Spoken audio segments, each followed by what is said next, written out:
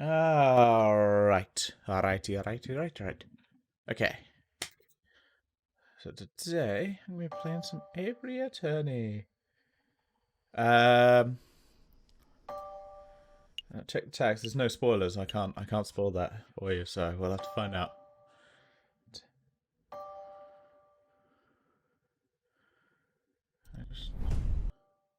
There we go. We got sound. Okay.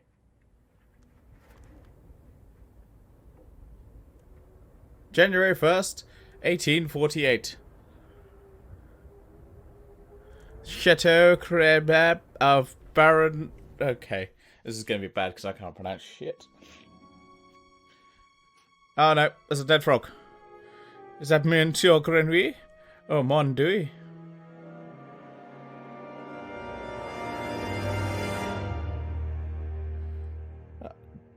Dame Cat, what have you done? No. Act 1, a cat with claws. So, cat. It's midday already. Where on earth is that featherhead? Well, look who decided to get up. Haven't you heard what they say about the early bird falcon? Ah, too early for worms. Past the Sauvignon. There was no time for that. We've got some business to handle first. Business? A letter arrived while you were sleeping. I haven't opened it yet. It's probably just junk mail. Go ahead, Sparrowson. You may have the honors. Alright. Dear Monsieur Falcon, I am writing you today because my daughter, Dame Catherine, has been arrested for a crime she did not commit. She's been held at the Alec prison on the charge of murder, no less. Her trial is in 3 days. It would be great if I would be greatly in your debt if you would offer her your legal aid. Yours sincerely, that guy. Well, this is quite fascinating something. I know, your first serious client in months. Not just that, the Demure estate is well known for its exuberant wealth. Even if we can't do much for Dame Cataline, his lordship would surely reward us handsomely for our efforts. Well, I suppose you intend on defending Dame Cataline in court. Of course. Of course, it would be foolish to let such a good opportunity slip through our feathers. Grab your coat, Sparrowson. We've got to find our kiddie client at Yeah. Excellent. My derriere's getting tired from all this sitting around. Oh, my derriere's getting... There we go. Oh, I better file away Senor Demo's letter first. One moment, Falcon. Letter has been put in your evidence folder. Whoa. You may access the evidence folder at any time by clicking the suitcase symbol. Ah, forgot my wallet. I wouldn't want to lose that. Again, I recall you losing it at the New Year's party and at Christmas. Yes, alright, no need to make a list. Falcon has picked up his wallet. You may see how much money he is carrying at any time by clicking the wallet symbol. Oh, I got 20 francs. It's not bad. Let's make a move. Welcome to the map screen. From here, you can travel to any listed area by clicking on a location name, a name or a location node. Areas are marked with a clock symbol and take a whole day to visit. Areas with no symbol can be visited freely. Okay. For centuries, the infamous concierge prison has been detailed the accused and the condemned alike. A sign on the door reads the Aviary Attorney Offices.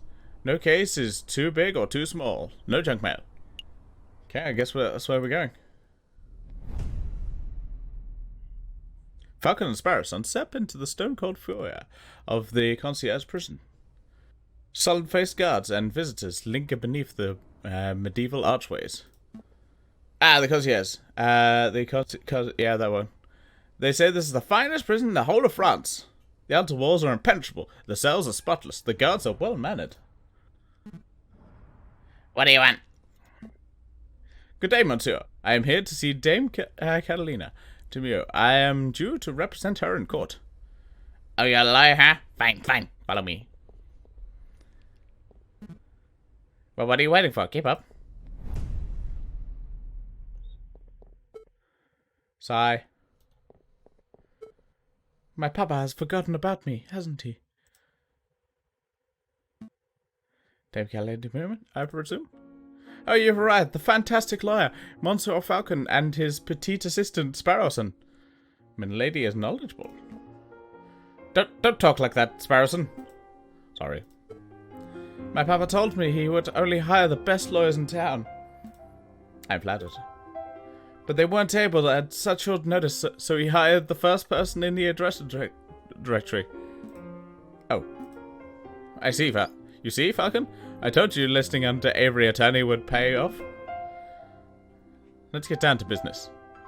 Dame Catalina, could you fill us in on the details? Your father's letter was a little brief. I can do my best. What is it you want to know? Let's say, what happened on the night of the murder? What exactly happened? Yep, there we go. Oh, let me think. It was a Friday evening. Me and Papa had arrived at Chateau Crenier, the home of the great Baron Ruguela. That one. My papa spent all evening talking with Monsieur Grenouille and the Baron about business stuff. Ah, yes, business stuff. Business stuff. Business stuff. Business stuff. Business. Business. Yes, business. Business. And business. Business. Business stuff? Well, the three of them own a railway company together. So all through dinner they were talking about company shares and investments. I don't really understand most of it. But after dinner, this man with a camera took our photograph. That was a lot more fun. Sorry, man, with a what took your what?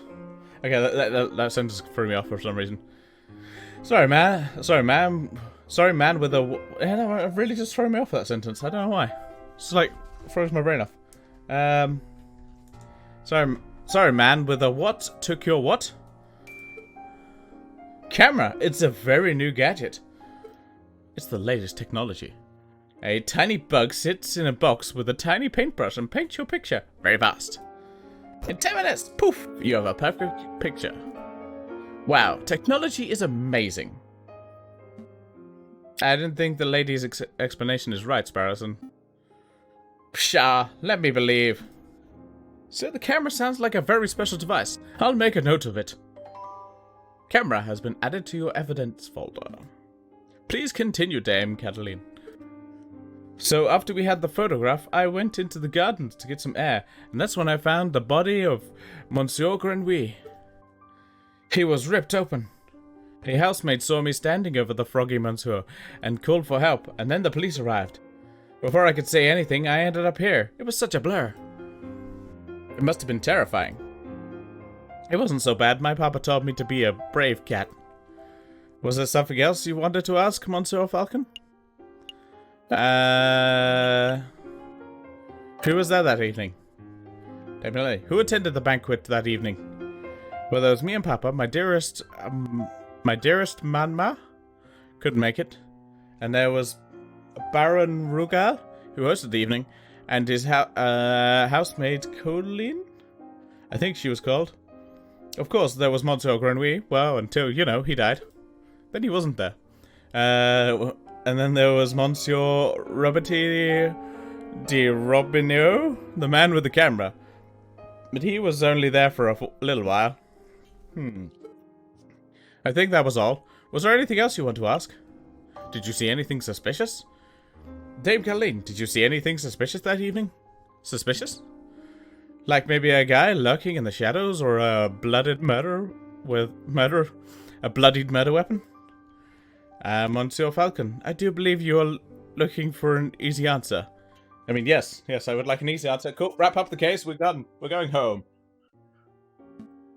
You got me. I did not see anything, I am afraid. The evening was very normal. The food was delicious. The conversation was boring. It was all ordinary until the incident. I see. Wait, Falcon, you missed something of huge importance! I did? Dame Cataline, you said the food was delicious. But you didn't say what food it was! It's true, she never said what food it was. That's very important. You and your damn stomach. Let me see. We had poached red herring to start, garnished with garlic butter. Go on. Then there was marbled steak, served perfectly bloody rare. Glorious, Falcon. Write this down. What? This can't possibly be relevant to the case. Write it down, please, for me. Okay, I like it. Write down, please. Please, for me. Fine, fine. Red herring was added to your evidence folder. Bloody rare steak has been added to your evidence folder. Sparrowson, remind me not to let you talk to the clients on an empty stomach. Come to think of it, I did find it a little strange that we weren't given any cutlery. No cutlery? Even for the steak? Nope. You'd think the Baron of Chateau Crenere would have glorious silverware, but there was none to be seen. That is a little peculiar. Was there anything else you want to know, Monsieur Falcon? No, I don't think... I think that'll be all. What's the plan, Falcon? The way I see it, we have two tasks. Can I press... Okay. We should head to Chateau Crenere to try and see the scene of the murder for ourselves. And we should track down the supposed photographer, Monsieur Roberto de Robino. I'm guessing he's a Robin. Two days for 2 tasks seems doable. But we should head back and get some rest first. We have a lot of work ahead of us. Wait, Monsieur Falcon, before you go. Do you believe my story? You do believe my story, don't you? I believe in justice! Dame Cataline, I believe that a fair trial can draw the truth from any situation. I believe in justice. That's good to hear. You're not wrong, Falcon, but that's not what the lady needs to hear. You might want to work on being less of, how you put it, fils de pure? If serving justice makes me fils de pure, then I will wear that title proudly. Dame Cataline, Monsieur Grenouet, Baron Rogo. These names are all getting a little confusing, aren't they? Not particularly. Well, it is for me. I'm going to start compiling a Facebook. Haha, get it? So that we could keep track of who everyone is. A what? A Facebook. It's a collection of people's names, pictures, and descriptions in one easy-to-carry catalogue. I think I understood. The name could use a little work, though. Sparrowson has compiled a Facebook. Nice. You can access a list of people you have met at any time by clicking the book symbol. Okay, who we got? We got JJ Falcon, Sparrowson, Poignard de May, a wealthy father of Dame Cataline. The porter hired us to defend Dame Cataline in court. We got Quark. Yep, Dame Cataline and Grenouet. Oh, wow, there's a lot of people. Gonna be a lot of people. Let's make a move.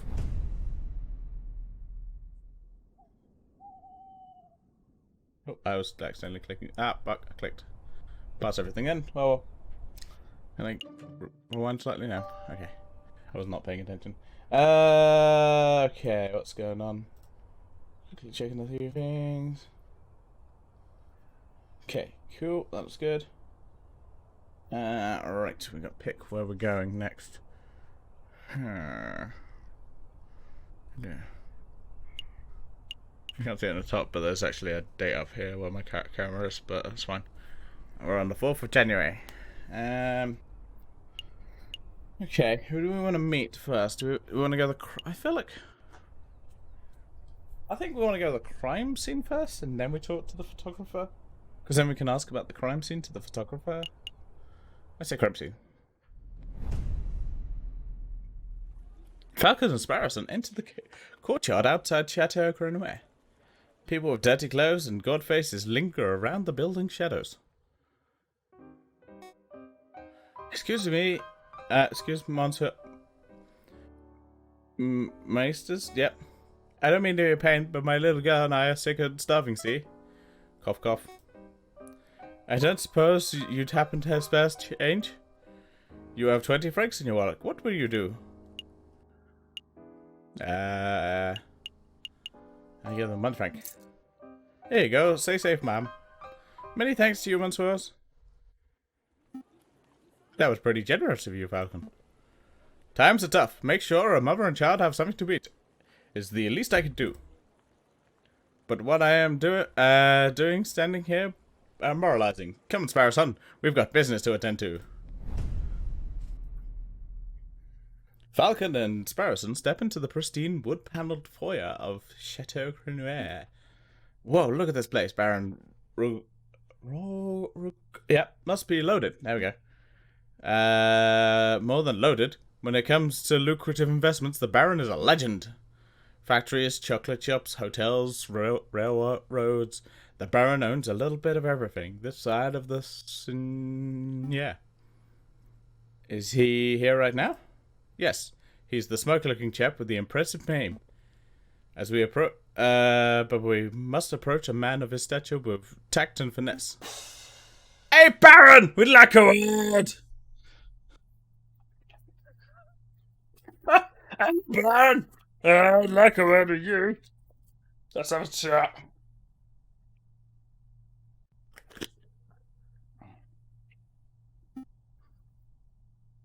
How's that? Sparrowson, you have the finesse of an inebriated warthog. You can thank me later. I think I've got his attention. Did I hear my name? Great Baron Rugal, the property extraordinaire, at your service. And who might you fellows be? More investigators?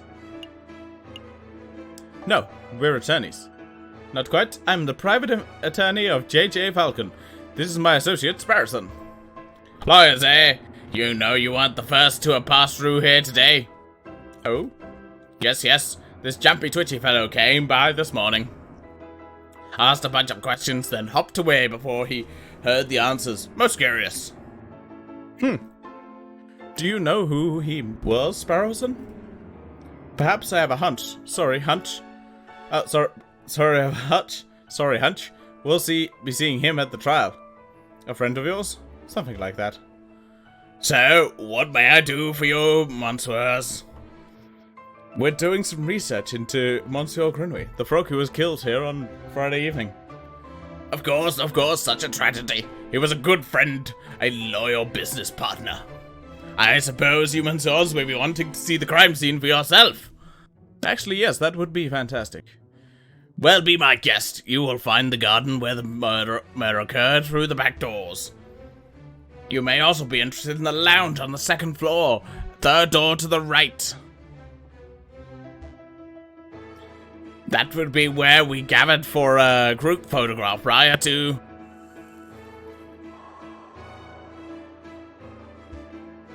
unfortunate incident. Oh, can we see the finished photograph? I'm afraid not. It is my understanding that the photograph must be developed before it can be viewed. It's a slow process. My copy of the photograph is to be delivered in 3 days' time. That's no good to us. The trial may be over by then. Nevertheless, we appreciate your hospitality. Thank you, Baron.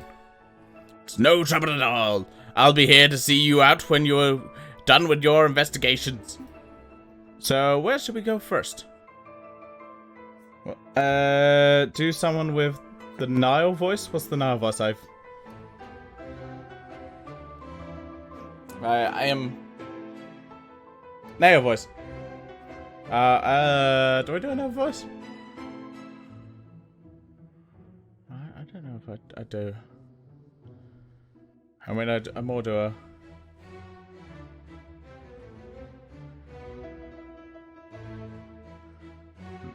I think you're thinking of, because the fact that Guru always says nail. You're thinking of Guru, but because all you think when you hear Guru's voice is nail, nail. Let's go to the garden first. Dame Cataline said the found Monsieur on the stairs by the fountain. So this must be the very spot where the murder took place. Hey Falcon, do the crime scene investigation thing. The crime scene investigation thing? Yeah, you know, the thing where you get all eagle-eyed and analyze every object in excruciating detail. You mean search for evidence? Yeah, do that. That's not a bad suggestion. It'll be the first time the Parisian police have missed something right under their noses. In investigation mode, you are free to examine the scenery of the room. Click on an item of interest and Falcon will examine it in closer detail. When you have had enough or you find nothing else to examine, press the X in the top right corner. Okay, we need to examine this. Well, first look, fountain. The fountain is finely crafted. It is a solid carved marble. That can't be cheap. I see nothing but water in the bottom of the lower basin. It's a shame we can't see inside the upper basin from here. That would be a perfect place to stash a murder weapon. That's not a terrible line of reasoning. We ought to wade in to take a closer look, just to be sure. I suppose we should. I apologize, I wasn't being direct enough. What I mean was to say was, Sparrowson, go wade into the fountain and take a closer look inside the upper basin. No way. I want to go wade. If you want to go wade, do it yourself. I'm a respectable lawyer. You can't expect me to roll up my trousers and paddle around the fountain like a duck in a lake. Yeah, well, don't pay me enough to justify getting my sweet threads wet. Look, there's only one reasonable way to say this. We'll flip for it. Flip for it? Yes, I'll flip this 1 franc coin. You call the outcome. Get it wrong, you go for a swim. So what'll it be? Heads or tails? Napoleon face or plaid squiggles? I'm gonna go for heads. Put it all on heads. Don't let me down, old emperor. Here we go. It's tails. Roll up your pantaloons, Falcon. You're going for a swim. Ah, fine. Hold my shoes. Falcon should learn how to spot a rigged coin flip. I almost feel bad for cheating. Almost. Oh, you're back. Have a good swim? No, I'm a bird, not a fish. But I did find a mystery item in the upper basin. It's not a murder weapon, though. What is it? Brown and sticky? It smells weird. Don't tell me that you picked up a very wet cigarette butt? Possibly belonging to Baron Ricker. Correct. But that shouldn't be surprising. It is his house, after all. I'll stash it in the evidence folder just in case. Cigarette butt has been added to your evidence folder. Is there anything else we need here? Yeah, if I find someone who looks guru-like, I'll probably try and do that. Another beautifully made horse statue. You know, my uncle had a horse that refused to eat hay. Oh, that's unfortunate. Yep. Eventually, we just realized it was just filling up on horse to... Yep. Oh, terrible.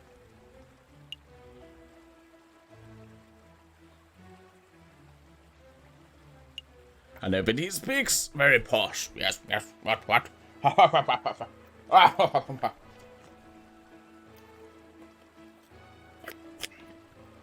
Also, I can't do cheers voice. So it says, dried blood on the staircase. That must be where Monsieur Grenouille died.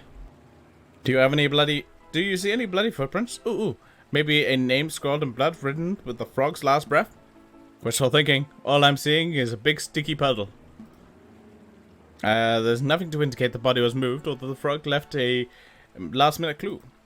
All I can make out from the bloody mess is Monsieur Grenouille was attacked and killed on the staircase. Okay, what we got? I'm gonna examine these ones yet.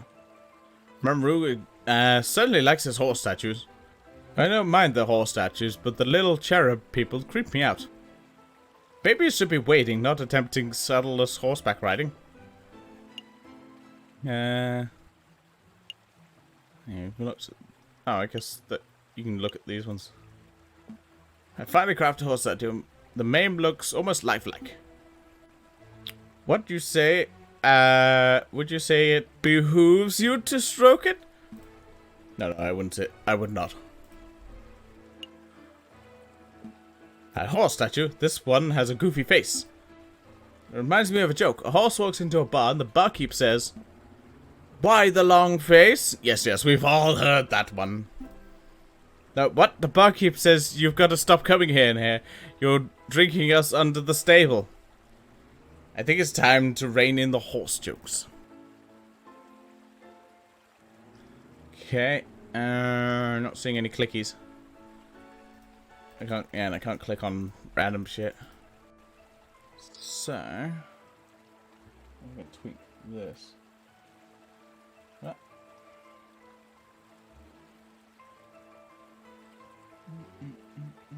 Okay.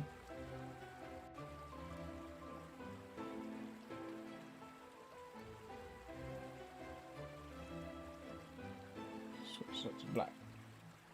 There we go.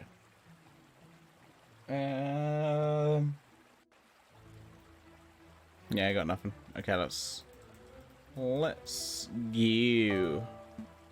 I think we're done here. Good call. But be sure. But are you sure you don't want to take another dip? We still have time. Don't push your luck. Okay, we're going to the lounge.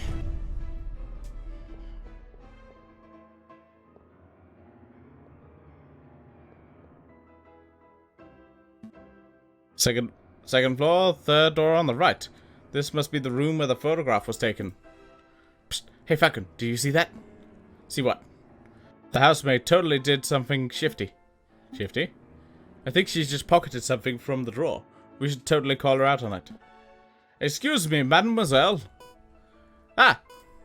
Yes, are you two policemen? No, we're private attorneys. My name's JJ Falcon. And I'm Sparrowson. Oh, how rude of me. My name is Colleen Dahout. So what can I help you with, Ms. Oz, with today? We're investigating the murder that took place last week. Do you mind if we ask you a couple of questions? That's fine. Let me just grab a chair. That's better. What do you want to ask? Is this where the photograph was taken? We're looking for a room where the photograph was taken prior to the incident. Would you happen to know whether this is the right room? Ah, yes, you're in the right place. I saw the photography session for myself.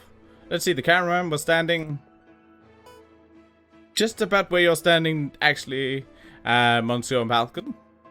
Ah, and where was the camera pointed? Right at the clock above the mantelpiece. The Baron insisted on using that very location. Now that I'm looking at, something isn't right about that clock. I know the painting on it is totally clashes with the decor. Yep. I was thinking along more obvious lines. The clock has no hands. Oh, the clock has never had hands in all the years I've worked here. I think Baron Rugal just keeps it around as a conversation piece. Well, we're conversing about it, so I guess it's working. It's a peculiar detail, though. I'll make a note of it. Mr. Clock Hands has been added to your evidence folder. Is there something else you wanted to ask?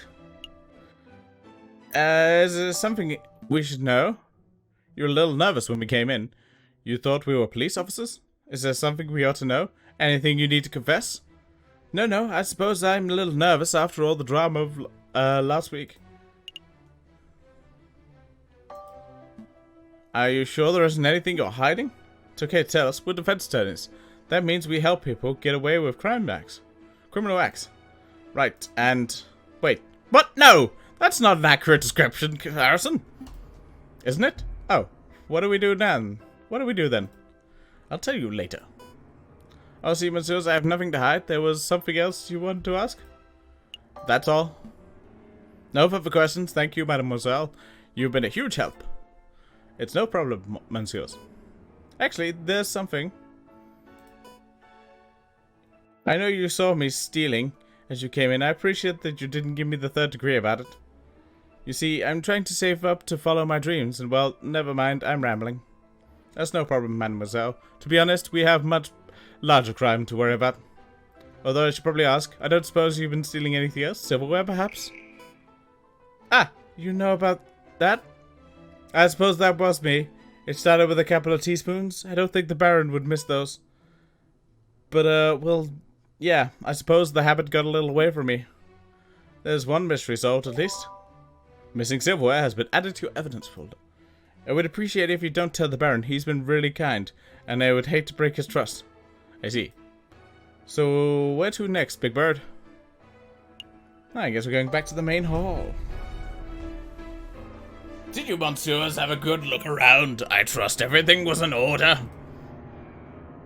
We had a good look, thank you, Baron, but we actually have some questions for you. Please ask away, I have nothing to hide. About your housemaid. We met your housemaid, Caroline Durrett. She's a countess. She's a countess, young lady, and yeah, that's the one. Yeah, she's quite helpful. Yes, she was more than willing to help us with our investigation. I'm glad to hear it. Did you two want to ask something else? What happened the night of the murder? Baron Rugal, I would like to ask about your activities on the night of the murder. Oh, am I in trouble? Not at all. No, nothing like that. We're just gathering the full picture. I see. Well, let me think. The guests arrived at 5 o'clock, and we sat down for dinner in this very hall at 6. That part went magnificently. The photographer arrived at 7 o'clock, but it wasn't until 7:30 that we had our picture taken. My housemaid discovered the crime scene soon after that. I see. Is there something else I can help you with, monsieurs? I think that'll be all, Baron. Thank you very much for your time. It was a pleasure. Have a delightful day, monsieurs. Oh, that's rough on my vocals for that. Oh. Right. Did you get all the information you needed, Falcon? I hope so.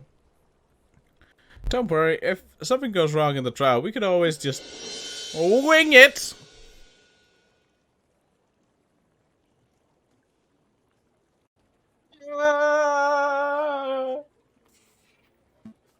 Terrible, just terrible. Let's head back to the office and get some rest. A new day. Well, we're gonna go see the photographer. So this is the studio of the famous photographer. Shall we knock? Wait, there's another on the door. Ah, the magnificent, marvelous artist, Monsieur Robineau is currently out on an artistic expedition. He shall return when the muse sees fit. When his muse sees fit? What does that even mean? I think it means that he's a pretentious bird brain, and in any case, the artist seems to be out. What shall we do now? Shall we knock on here? Alright, I don't see the harm.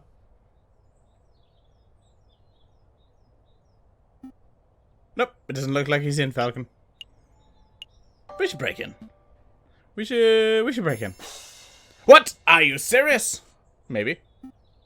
Monsieur J.J. Falcon, I would have thought a man of justice like yourself would be against such reckless displays of unlawful barbarism. You're right, I'm sorry, I don't know what came over. It's a brilliant suggestion. Stand back, I'm barging the door down. Wait, just like that? Shouldn't we discuss this first?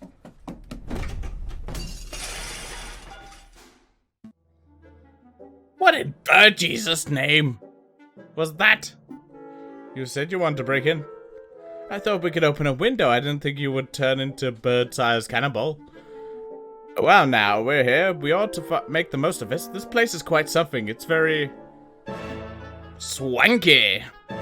I was gonna say ostentatious. That's just swanky talk for swanky. We don't have time for this.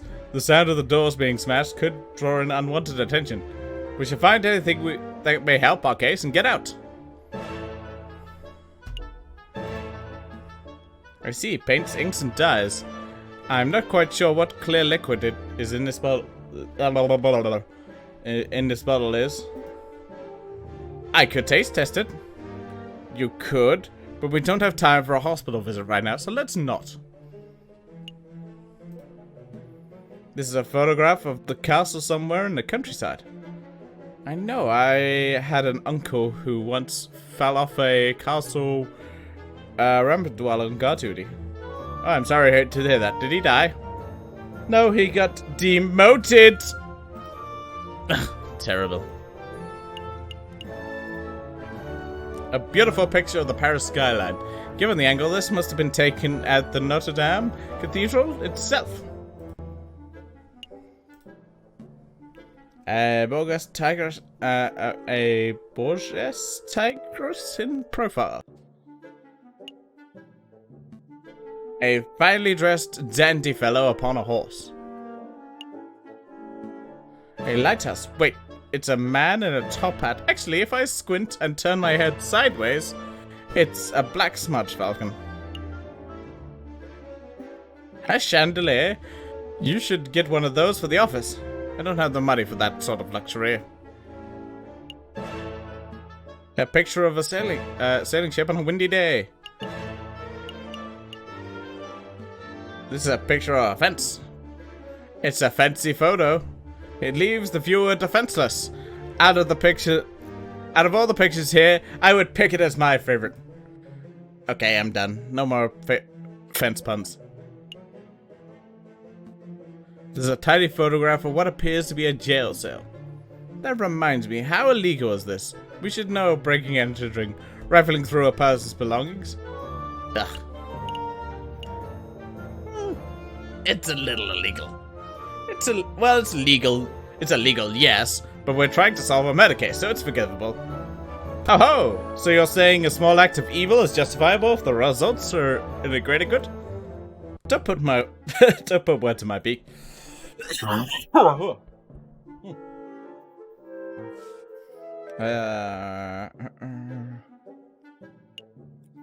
that? Hey Falcon, look! What? It's just an easel. Oh, look at that! What's on the easel?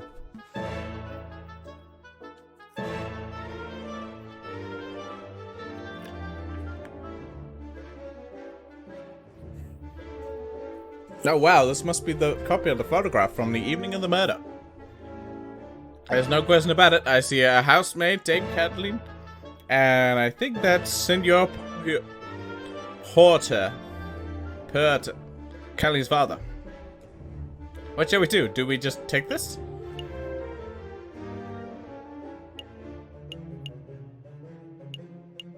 We should leave it. No, that would be a big mistake. Every half-competent lawyer knows stolen property can't be used as evidence.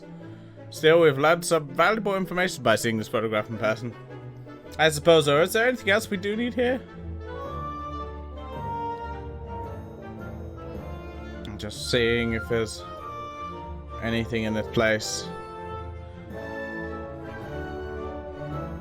I think we're good. I'm gonna turn down this. Music's all of a sudden got really loud in my head. There we go. I think we are good. I think we've examined this place. I got quite a few. Okay, so those are kangaroos. Got it. Oh, you can't. I want to like click or like a larger picture. Okay. Yeah, close. Okay.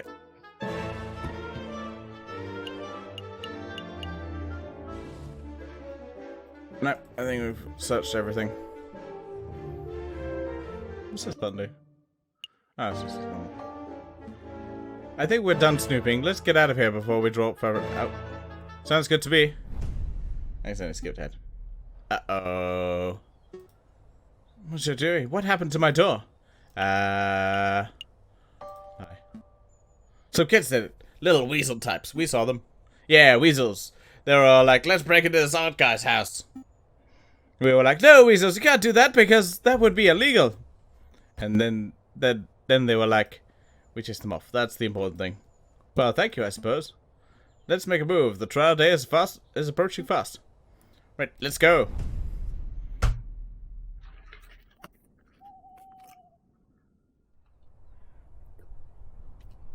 Oh.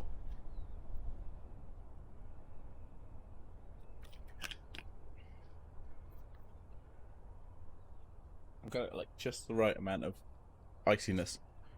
That way you get it a little bit slushy. It's lovely. Right, let's go. I have a tickle in my throat and it's rather annoying.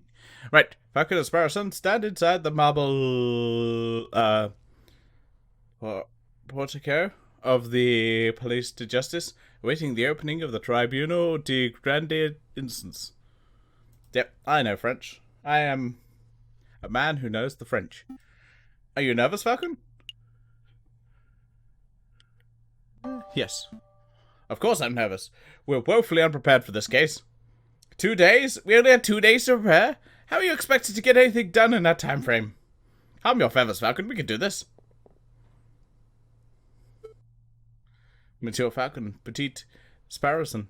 Is there anything you need me to do? No, we've got a handle on things.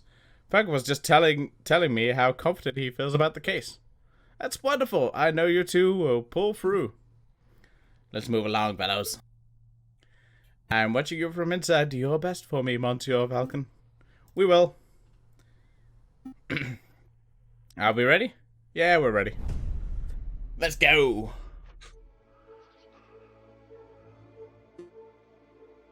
Alright, settle down, everyone. Settle down. Is everybody here? J.J. Falcon present. The defense is ready, Your Honor. Rupert Rabbitson present. The ready is prosecution, Your Honor. Damn it, that's not it. Oh gosh, where are my notes? Ha! Yeah, I knew it. Knew what? Rupert and I went to Paris Law School together. He was in all of my classes. Oh, was he smart? No. He always got the second worst marks in the class. I always assumed he would bumble through the final exams on luck on his two rabbit feet. Unless he improved considerably, you might already have this trial in the bag.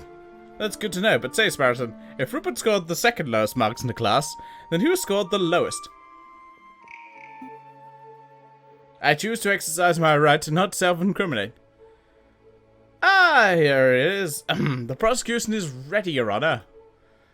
Are the jury all present?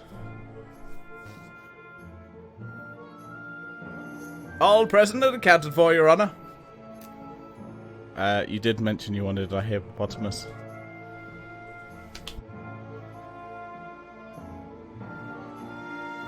I mean, I'm not wearing a dress, but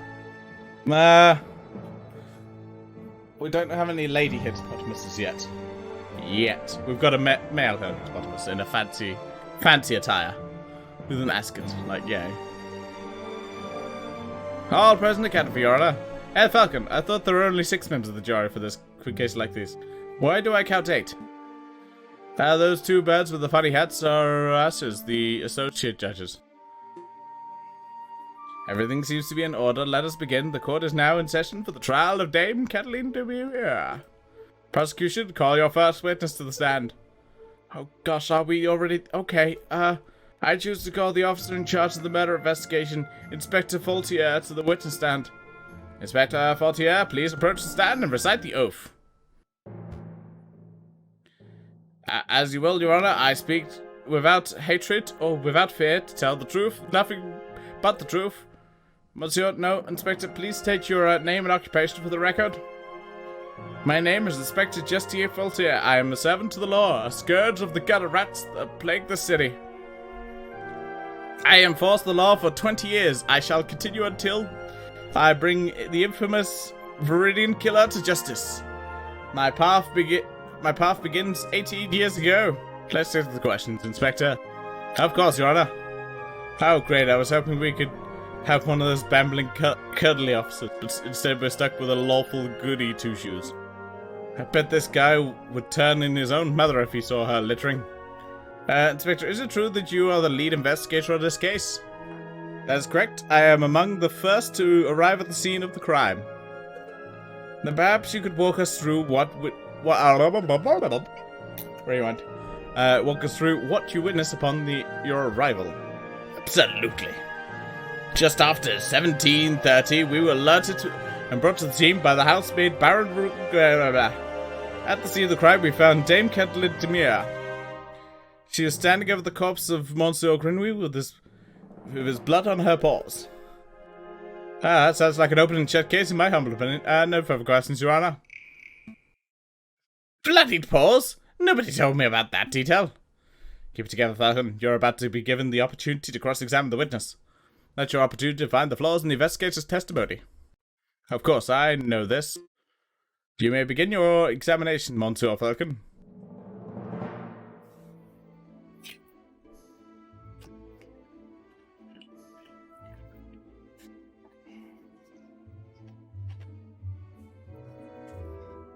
Select key phrases that will find it suspicious. Falcon will press the witness for information. Ask the right questions to bring the truth to life. Avoid pressing for pointless details. The judge and jury don't like to have their time wasted. Select a statement to question. Bloody paws. Correct, you say Dame Catalina had blood on her paws? Correct, blood clung to the fur like guilt to a convict.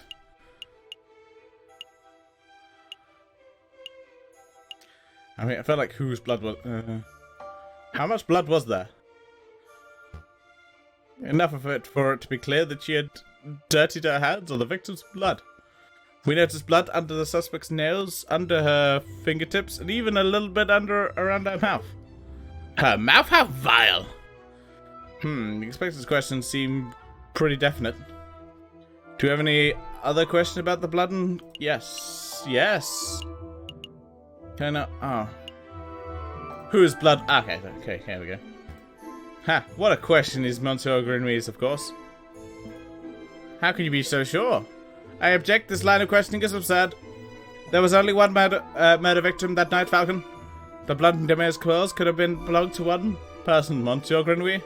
Judge Falcons are trying to delay the trial by asking pointless questions. I'm afraid the prosecution may have a point, Monsieur Falcon. Do you have any reason to suspect the blood belongs to someone other than Monsieur Grenouille? I do. I do, Your Honor. Actually, I have more than suspicion. I have evidence that the blood of Demika had nothing to do with the murder. This is foolish time wasting, Falcon. If the blood on Dame Catalina's paws didn't come to the victim, where else did it come from? On the evening of the murder, the silverware went missing. Hold your horses, Falcon. You're getting ahead of yourself. I am? Yep, the rabbit asked where the blood came from. Let's answer the question directly, then we can... Fine. I suppose it... No, right. Kudos is thinking ahead. Go ahead and pat yourself on the back. What are you two merry about? Come on, show us the bloody paw... Okay. On the evening of the murder, Dame Catalina ate a bloody rare steak! Is this true, Monsieur Rabbiton? Well, in the manner I was speaking of, I suppose a steak may have been on the menu. Then, Inspector, would you acknowledge the possibility the blood of Lady's paws did not belong to the victim, but to the steak? Well... Wait, don't answer that question, Inspector. It is a possibility. No! Intriguing. Pretty convincing. You gained a little favor with the jury. I mean, come on. That's a pretty slam dunk thing. So, Monsieur, is it possible that you arrested an innocent bystander simply for being a mess eater? Now, hold on a minute, Falcon. You are overlooking something quite crucial. Is an elegant Baroness kitten. She would no doubt brought up with finesse and etiquette and table manners. At the banquet, she would have eaten the steak with a fork in the left hand and a knife on the right, like a proper civilized animal. How could she have gotten blood on her paws with such good manners? That's a good question, or at least it would be for any ordinary dinner banquet. But it happened something was missing from that particular banquet, something that forced Dame Catalina to eat with her paws. Catalina was forced to eat steak with her paws because the silverware of the house had previously been stolen. Stolen? I don't remember any mention of that in the police report. We weren't aware of anything missing from Brugo's residence when we performed the initial investigation. But as it happened, Bruno approached us about this very subject last night. Ah. Isn't that? What a twist. Gained little favor with the jury. Fuck you, jury. What is the meaning of all this? Bloody steak, misplaced silverware? Inspector, was your investigation so lax you overlooked these basic facts in your initial report? Lax? My investigation, Judge, I assure you I am the most thorough investigative officer of the...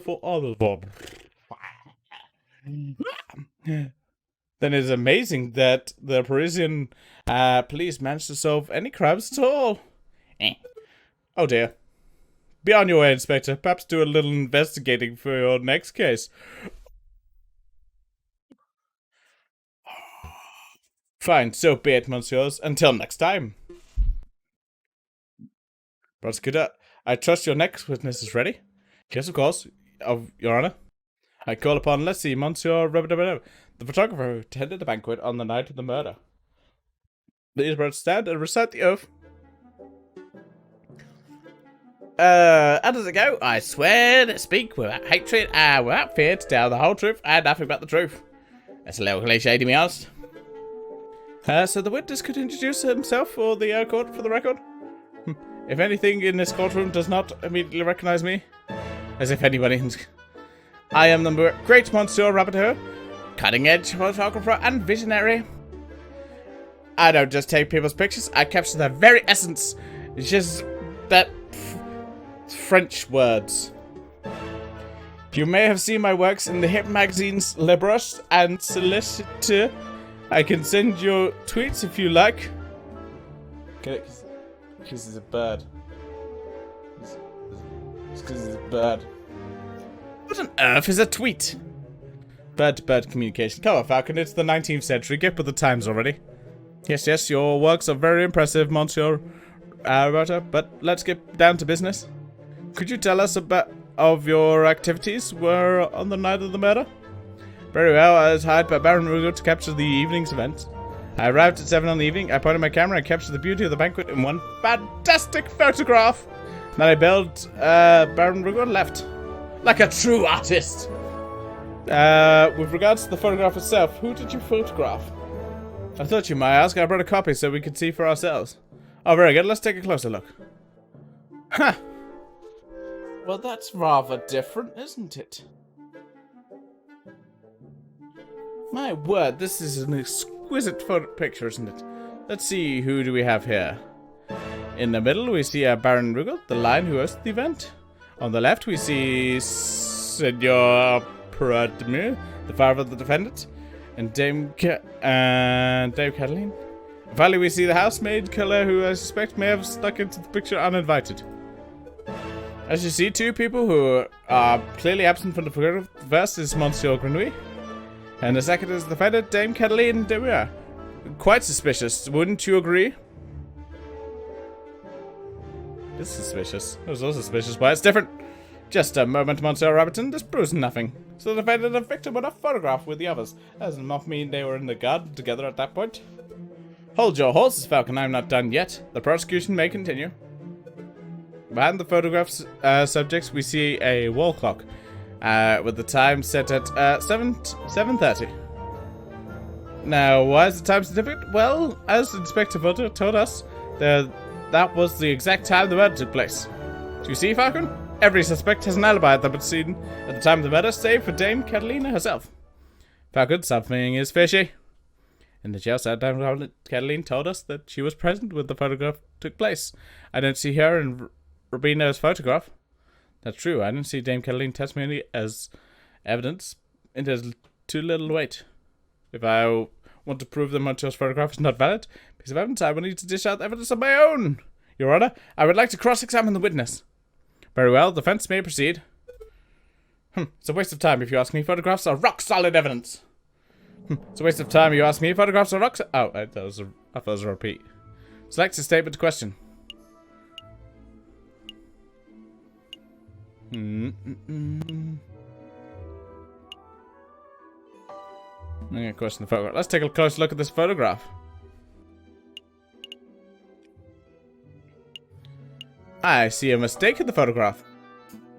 To clarify, Monsieur, the photographs are a direct reflection of reality, are they not? That's correct. The photographic process leaves no room for bias or inaccuracies. As Monsieur precise, a mistake. A mistake impossible. I just told you, Monsieur, the camera is perfect. Unbiased defense. Okay. Photographs it produces are flawless. Falcon, I'm not seeing any mistakes. Perhaps you could be more specific? Certainly. Click on the area of the photograph you believe is a mistake. Okay. The clock in this photograph, there is something not right about it. Well, that isn't that convenient? The defense sees something wrong with the key piece of evidence that implicates this client. Don't give me that cocky tone, Monsieur Rabbiton. I have evidence that there's something wrong with the clock in the picture. The photograph shows exactly the clock hands pointing at 7 and 6. That is self-evident. Which is most curious, but the clock in the lounge of Chateau Correa has no hands! It has no hands! The clock is merely a decorative piece, a talking item. Feel free to ask Baron Rugal himself, or his mousemaid if you have doubts. Monsieur Robertson, how do you explain this discrepancy? I don't know, there must be a mistake. My camera is flawless. There is no mistake, monsieur. The photograph depicts something that does not exist in the real world. Maybe there was an error in the printing process. An error precisely where the clock hand should be? Please, monsieur, don't patronize us. Allow me to offer a more plausible explanation. You, Monsieur Rabbiton, edited this photograph. Edited? I am no expert. I suspect you used paint or ink to carefully put hands upon the clock. It would be a simple task considering the clock face was bare. One could even speculate that you specifically chose to include a handless clock in the photograph just to simplify the editing process. Falcon, your reasoning is absurd. Why would the witness do such a thing? Is it not obvious? By showing the photograph to be taken at precisely 7:30, it clears all the photograph subjects of suspicion. In other words, Monsieur Rabbiton created a perfect alibi. Of course, this raises further questions. Who is the witness protecting? And why was Monsieur... enough silence. Let's hear some answers, Monsieur Rabbiton. Fine, you got me. I'm guilty. I did it all. You did it? You're confessing to the murder of Monsieur Grenouille? What? No. I have no idea who killed the frog. I'm just admitting that I'm guilty of producing fraudulent photographs. I was ordered to make changes to the printed photographs, and yes, that would include adding hands to the clock. You were ordered? By whom? I dare not say. Monsieur Rabbiton, I strongly advise you answer the defense's question. You have pledged to speak without fear, after all. With respect, Judge, I fear his clothes, and more than that, I fear the punishment of the justice system. I shall name no names. His clothes? Did you hear that, Falcon? This is most unfortunate. Monsieur Robineau, we cannot and shall not torture names out of you. We don't live under the something regime, after all. But since you admitted to falsifying evidence, we cannot keep you on the stand as a witness. Take your leave. You shall be charged with perjury in due course. I can't protest. That's the least I deserve for my failure as an artist. Good day, monsieurs. Intriguing. Pretty good fencing.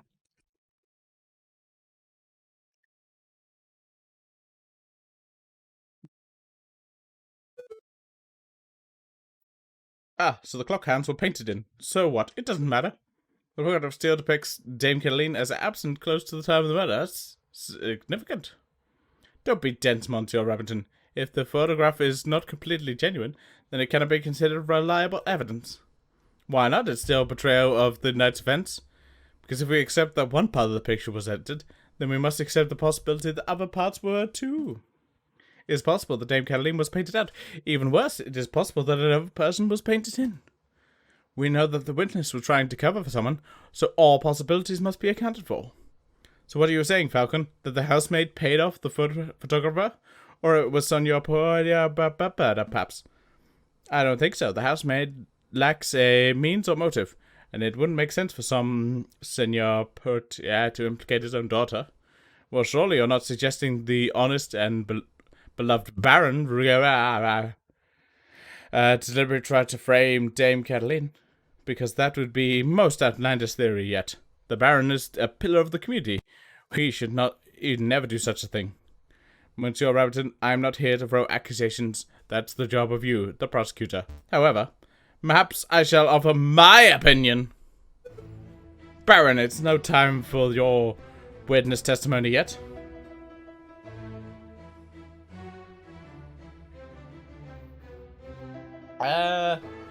Next, I think there's only one picture that, because I could have argued that the picture that the person was someone else from the picture. I didn't have evidence for that, so I think it's just the picture was changed. So you think, prosecutor, yet I have a good reputation for getting tarnished? I see my good reputation getting tarnished by your incompetence. Incompetence? Indeed. Let us proceed with the witness questioning. Is that fine with you, Judge? I suppose that's fine. Very good. I trust that the defense has no objections? No objections here? Fantastic! Oh, before I forget, I pledge to speak without fear and prejudice, etc., etc. Now, prosecutor, ask me what I witnessed over the course of the evening. Okay, Baron. The initial dinner went magnificently. When the photographer arrived, Monsieur Grinwy left to visit the garden. Dame Cataline followed by... I need to...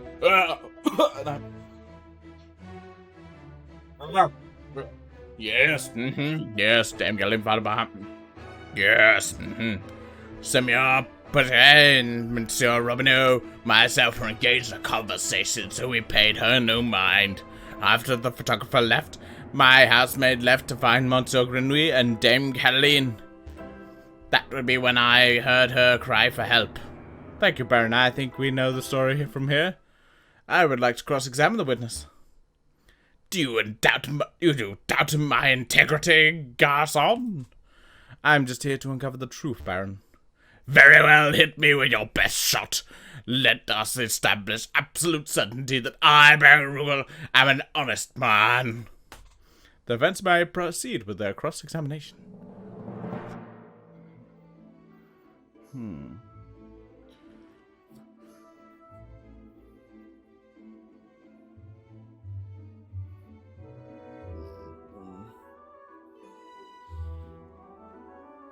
I mean, I would take a top hat.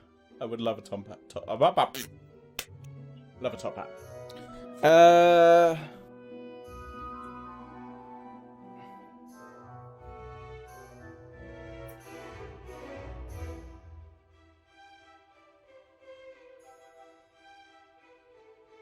trying to think what would be the parts I want to. Sure. Like. The dinner went magnificently, and then I'm trying to think what. Let's look at my evidence. That's my money.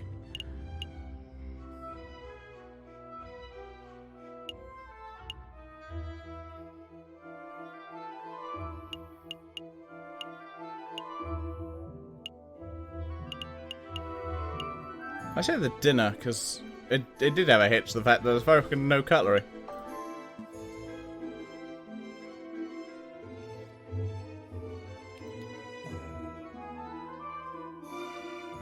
Yeah. I would like to ask about the dinner you served that evening. Right now I'm doing the Baron's. Very well, ask away. Regarding the stolen cutlery. Earlier today we established the silverware was stolen from your residence prior to the banquet. Indeed, I am aware whom the culprit is, but I have decided not to press charges. It is curious then you decided to serve steak. If it was... If it isn't what we describe as finger food, after all. I don't know about that, Falcon. With the right attitude, all food can be finger food. It's a man after my own heart. All food can be finger food. Just eat it all. Throw it in my face. There is nothing curious about it, Senor Potier and Dame Cataline, all vocal lovers of rare steak. I was merely suiting their needs. Besides, what other choice did Baron have, Falcon? Serve vegetable broth like a common peasant?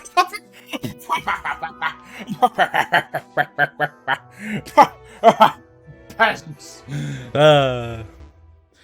Do be quiet. Do be quiet, prosecutor. You sound ridiculous. Sorry, Baron. Do you have another question about the dinner? I mean, obviously, the idea is he served it. Did he serve it because they knew it would make him bloody, or? Yeah, let's try another question.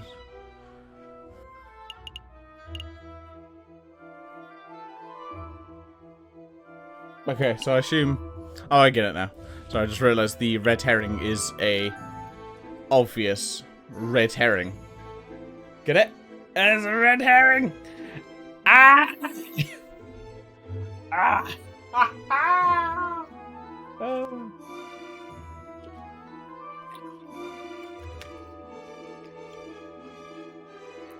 Oh, I love a good joke. Anyway.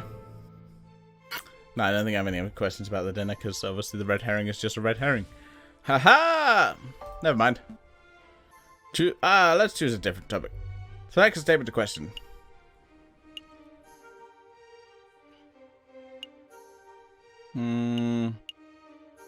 See, because I want to question about this third line. Because obviously she's in the photograph that we don't have. It's a bit annoying.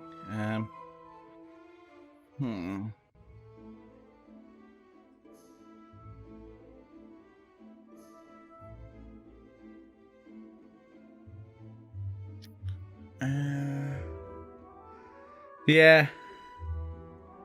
Yeah, that's right. I'll go with garden, because then we can try and bring it. Baron, we saw the murder scene in your garden for ourselves. Oh, yeah. When was the last time you visited? When was the last time you ventured in your own garden? As it happens, I have quite serious allergies. I haven't been in my own garden for years. Years, you say? Indeed. Baron, I do not wish to call you a liar, but that claim does not hold up to scrutiny. Oh, and why is that? Because we have hard evidence that you have visited the garden recently. Bodachi! My word is gold! Show the court this so-called hard evidence that I have been in a garden.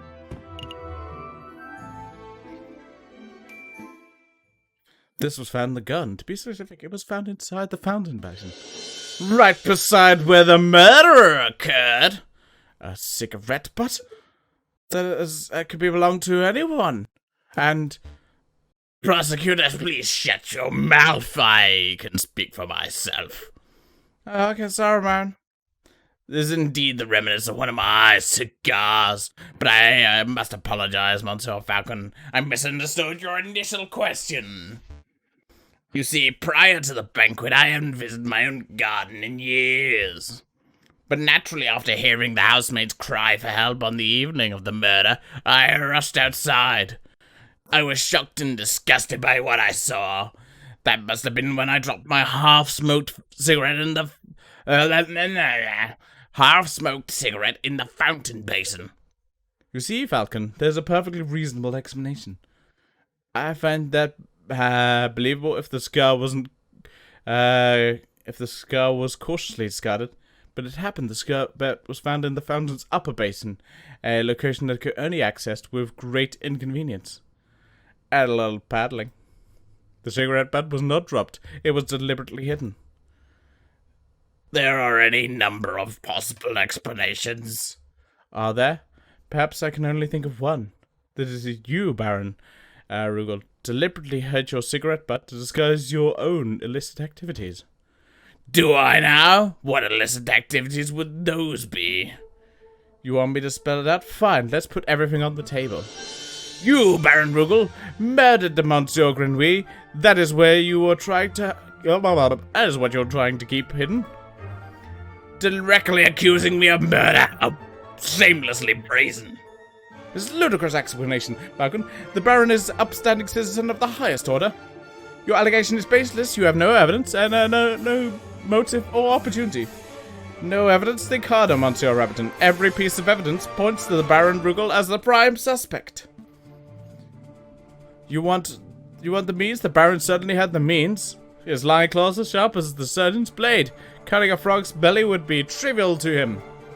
Even Monsieur Rubens confessed just moments ago that he feared his claws.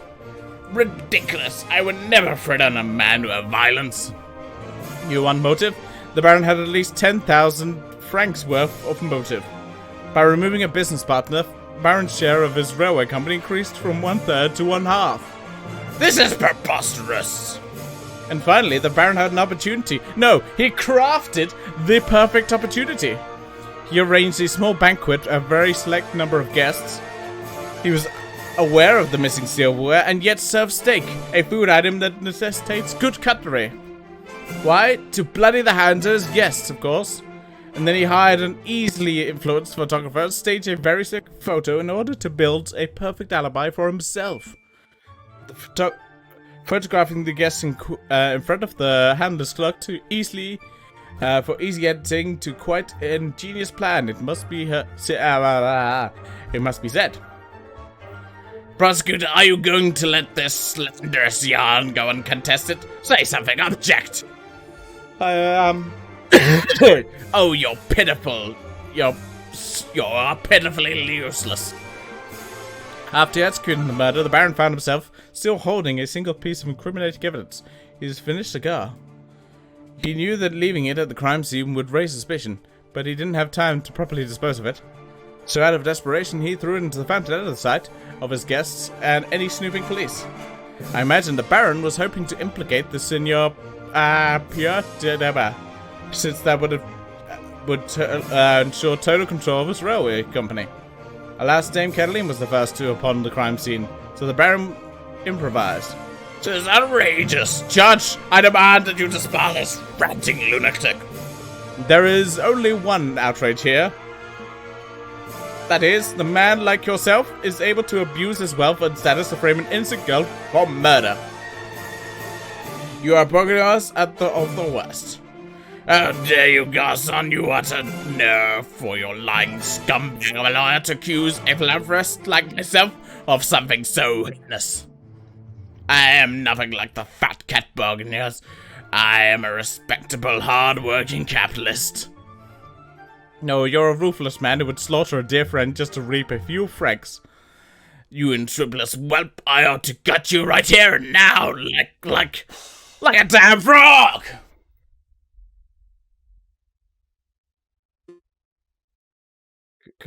Could someone please restrain the Baron? I'm at it, Your Honor. Let's go, old man, to the concierge with you. Don't touch me, you filthy jackdaw! I can walk myself.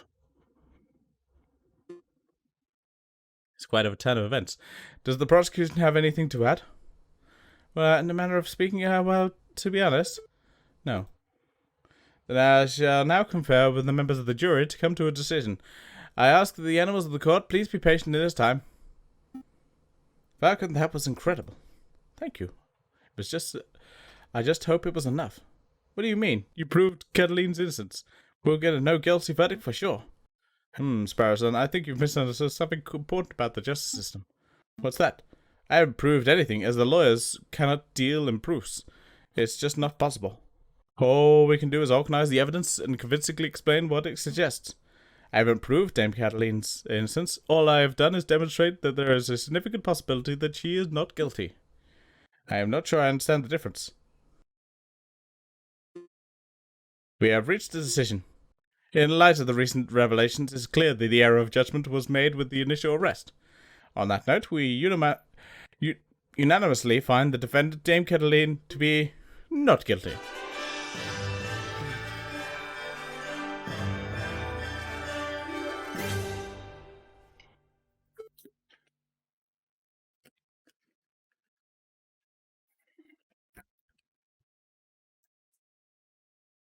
Monsieur Falcon, Petite Sparrowson, you did it! Yeah, I suppose we did, didn't we? We should head back to the office so we can celebrate properly. You did it, Falcon! I can't take all the credit. This was a group achievement. I'm so proud of you both. I'll go get 1 bottle of wine and 3 of these dirty glasses. You are amazing, Monsieur Falcon. It was nothing. I very much liked the way you pinned the murder on the Baron. That was an act of sheer genius. I didn't pin anything, Sparrowson. I worked hard at unveiling the truth, given the facts of the case. Monsieur Falcon, there is no need to play coy. The case is over. Play coy? Don't tell me you're actually being sincere. I'm completely lost. Oh wow, I thought the goody thing was an act. But actually you don't know. Alright, I'll spell it out for you.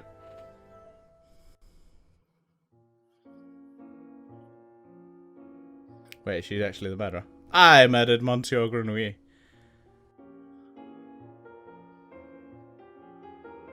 I saw him in the garden, all drunk and vulnerable. I seized my opportunity. It was nothing personal, just business, you understand. Business? To increase my papa's share in the trading company, of course. My papa always said the drunk old frog was the weakest link. Your confession doesn't make any sense at all. I found Baron Rugel's cigar butt hidden in the garden. Oh, I put that there. I expected the police to find it, but I suppose that was putting too much faith in the brains of the Paris finest. But if I can prove to Monsieur's photograph was edited. It was edited. It wasn't in the picture because I was busy paying a visit to Monsieur's Grenouille in the garden. My papa knew I needed an alibi, so I ordered Monsieur Rowe to paint me over Baron Rugel to add hands to the clock. But that lazy artist didn't manage to finish the altering the photograph by trial time. It's a good thing that Monsieur Falcon was so imaginative, because that could have gone very badly.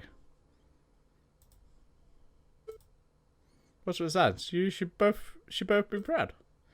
There aren't many lawyers in the whole of France who could have won a case like this, even with the Bourguignon's kitten like me. I think you should leave. Fine, so much for the celebrations. Here's the payment for your services, straight from Papa's pockets. Well, adieu, Monsieur Falcon. Adieu, Petite Sparrowson. Falcon, what do we do now? Falcon?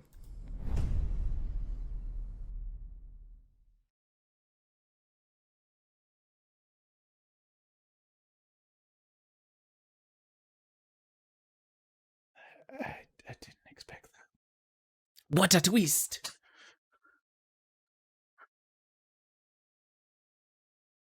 It's very twisty. We twist. There was a twist. So twisty. Very twist. Okay, I'm gonna double check Amazon while I'm here. Because I have a delivery later. I don't know when. It just says by 10 PM. Great. Okay. Let's go at least. Should we do another act? We got time for another act, haven't we? Yeah, so let's do another act. No.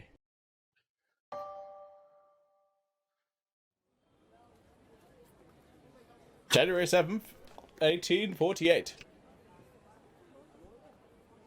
The Paliers de Louvre. I don't know French words. Oh, I'll tell you right now.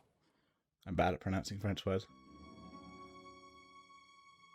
Let us be reasonable, senors. I am sure that this is a simple misunderstanding. There is no misunderstanding. In the name of the king, arrest the Spaniard.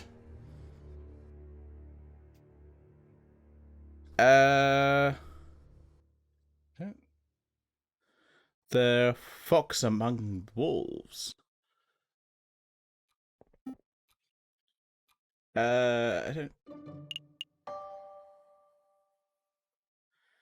There's not. You might wanna. If you got a way to adjust your monitor, it might be worth. Oh, I know what. There's a program.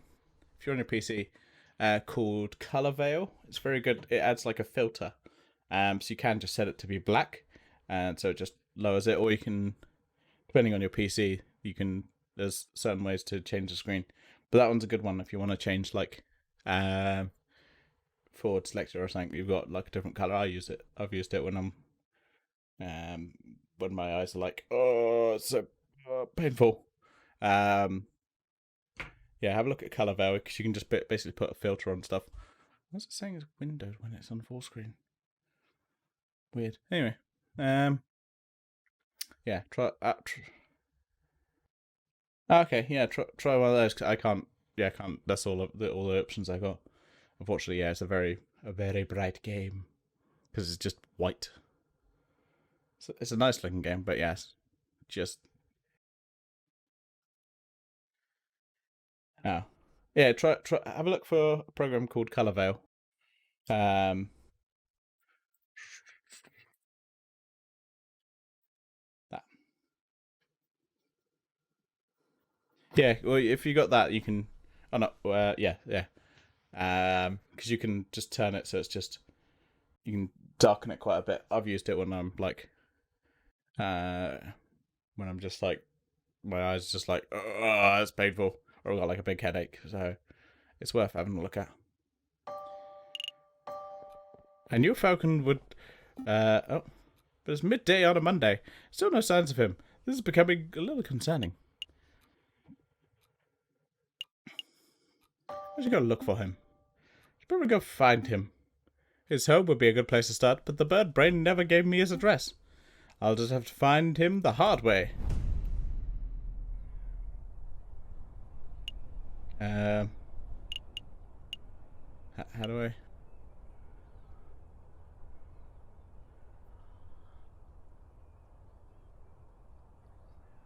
Find him the hard way. So that's there. So there's only 3 places I can go.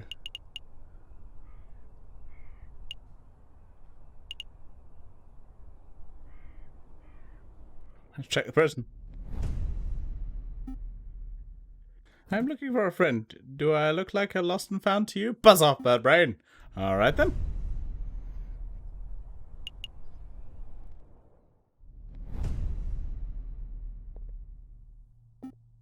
No sign of Falcon here? Excuse me, Robert? It's you, the first year dropout. I didn't drop out. I was forcibly ejected. But it doesn't matter right now. I'm looking for Falcon. Have you seen him? Falcon, the guy, somehow blundered his way through the Catalan trial with the help of, some dubious evidence. I haven't seen him, since the trial. Oh, well, thanks anyway.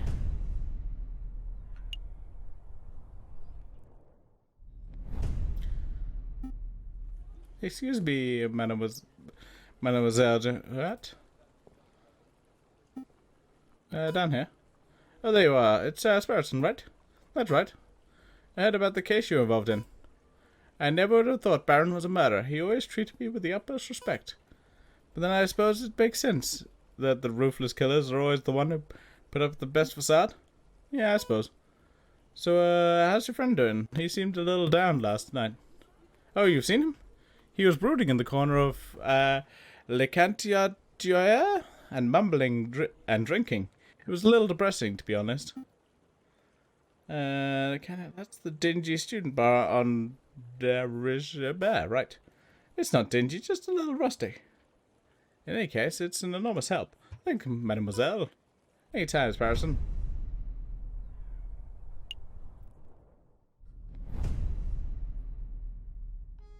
Sparrowson stepped through the doors of La Cagna Joya, the dingiest student tavern in all of Paris. His nostrils filled with the pungent aroma of sour wine and bitter tobacco. Well, ruffle my feathers if it isn't little Sparrowson. I haven't seen you in years. How you doing, hun? Pretty good, Madam Quintel. Quinnell? Thanks for asking. I'm actually here to find a friend. He's a big guy named JJ Falcon. Falcon? Yep, that sorry lump has been here all weekend. He's been moaning and muttering to himself all weekend. Frankly, he's bringing the whole atmosphere down. Well, I'll take care of him. Thanks, Madam Quintel. Mel. That's no problem, hun. He's probably in the corner of the drinking room upstairs. To the drinking room. No sign of him. Mon Dieu, I almost stepped on the big fellow. Falcon, what are you doing on the floor? Hey, Falcon, wake up.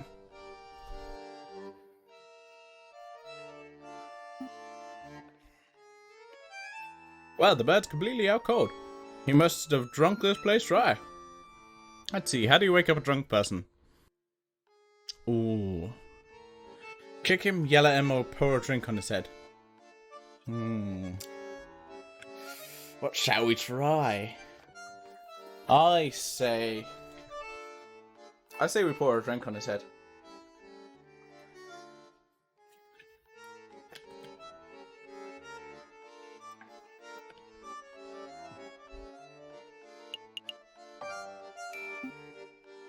Well, I guess it's time for a rude awakening. Wakey, wakey. That's just more making me want to take a pee. Ah, good, you're up. Are you with us, Falcon? Yeah.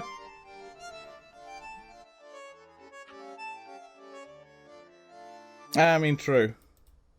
I mean, it didn't have to be like actually a boost one, but I guess Sparrowson just wants to waste money. Feeling sober? We should probably head back to the Aviary office so we can get some work done. I don't understand it, Sparrowson. Huh? I thought I did everything right. I followed all the procedures, I followed all the evidence, I presented the case beautifully. And yet a guilty feline walks free while an innocent man sits in custody. What went wrong? Where's the justice? We need to try harder. Maybe we need to try harder? Try harder? I don't know if we messed up or the system messed up or what, but we have to do our best as lawyers, I suppose. Maybe if we work hard enough, we can stop mess-ups from happening again. Sorry, Falcon, I don't have the answers. But what I do have is a freshly baked croissants from Pierre's... Croissants? Yep, they're waiting for you back at the Aviary. I'm sitting here moping about justice, and you offer me croissants? Well, it's not just croissants. I saw some patty chocolate, too. I go for some patty chocolate. Fantastic, let's make a move.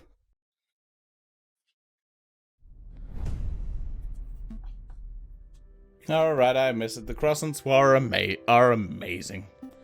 I told you, Pierre's ballet is something else. Ah, that reminds me. The baker told me something interesting. Do you know what they call pain chocolate in America? They don't call them pain chocolate? Nope, pronunciation difficulties. American is a whole nother language. So what do they call them? Chocolate croissants. Hello? Chocolate croissants? What do they call profiteroles? Oh, I think they still call them profiteroles, but rather than custard, they just fill them with ice cream and smother in melted chocolate. Simply outstanding. Is this the Aviary attorney? Can I speak to someone, please? What do they call crepes? Excuse me! You hear something, Sparrowson? Down here. Oh, sorry, I didn't see you there. What can I do for you, little fellow? Oh gosh, where to start? Your name, perhaps? Mousy. My name is Mousy. What can we do for you, Monsieur Mousy? I have this friend. He has fallen under some legal turbulence. Legal turbulence? You mean he's been arrested? Yeah, I suppose. They're saying he's a murderer, but he didn't do it. He didn't do it. That's quite a problem. I know, but I forgot to mention he's the Prince of Spain. The Prince of Spain? And you think that was worth mentioning from the start? I forgot. I must ask, Mousy, why did you come to us? I would have thought that the Spanish royal family would hire legal counsel with a little more... not terribleness? Expertise. Oh, the prince has great faith in the lawyering skills, Monsieur Falcon. He said that your reputation as a lawyer was renowned. Really? The prince said that? It's a great opportunity, Falcon. Surely you wouldn't deny a request from the Prince of Spain? Of course not. We'll take the case. Of course we'll take the case. Grab your coat, Sparrowson. We have royalty to defend. That's the spirit. Good luck to you, monsieurs. Aren't you coming with us, Mousy? I have other matters to attend to. But Prince Juan is being held in the concierge. I'm sure he will fill in all the details. Right, let's make a move then.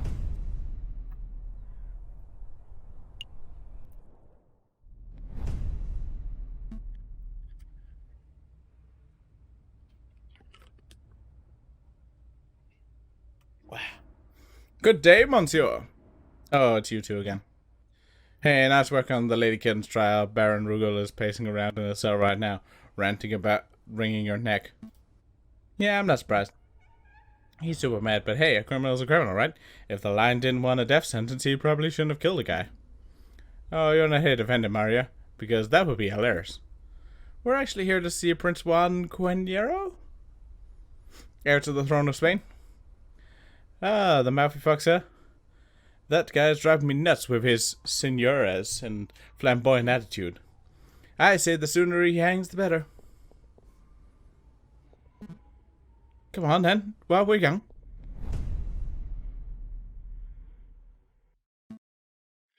The Prince of Spain, I presume.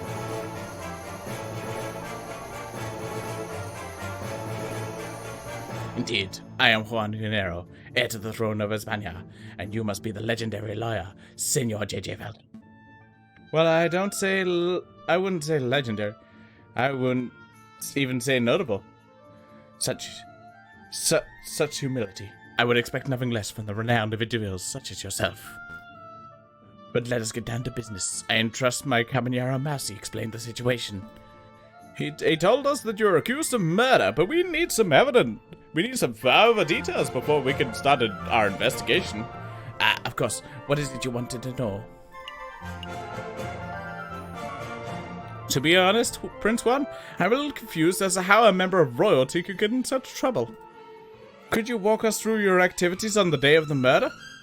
But of course, let me see, where to begin. It was a cold and misty morning of the 6th of January.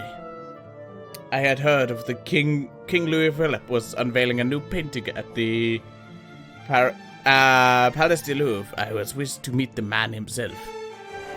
So, after a brief stroll and a picnic on Loire Lan, I entered the palace. I found the royal entourage in the Louvre's Grande Calais when I saw an opportunity presented a humble gift to the king. A rose, an international symbol of passion and virtue. How romantic. But before the king could take it, a rather rude person snatched it from my fingers. It was a royal guard, a dog by the name of Major Howl. Ouch! Cried out Major Howl. I pricked myself upon the thorns of this dazzling flower. And then the Major slumped in front of me. His face turned blue, his mouth frothed, and he died. He died straight away from being pricked? Straight away, senor. It is obvious that the pricked finger was the cause of death, but I don't know of any poison that acts so fast. Nor do I, Senor Falcon. But clearly the police felt that the poison upon the rose's thorns was the only logical explanation. And with so many witnesses, even the king himself, what could I say to defend myself? So where did the rose come from? I acquired it from a beautiful Parisian flower seller in La Halles Market, a girl by the name of Catherine Marie Quinera. Yeah. But surely you're not suggesting that the flower girl applied the poison herself, Senor Falcon? Well, I'm not making accusations yet, but I'm just planning to explore every line of the inquiry. Poison rose has been added to the evidence folder. Do you want to ask something else, Senor Falcon? Why are you in Paris? Why are you in Paris, Prince Juan? I was on a diplomatic mission. I do not know whether you are familiar with the current events, but you may have heard that my country is in a state of turmoil. Contenders for the Spanish throne are slandering, plotting, backstabbing. It's chaos. The people are suffering.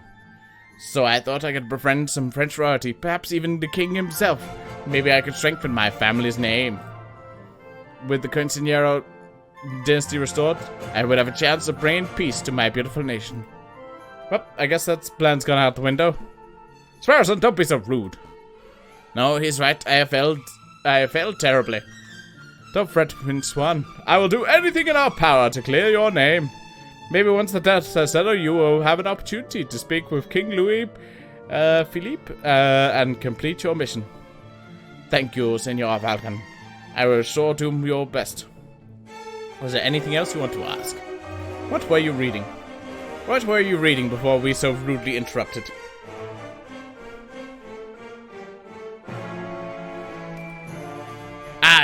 This book. It is a Spanish classic. Don Quinsignor of Le Matcha. Do you know it?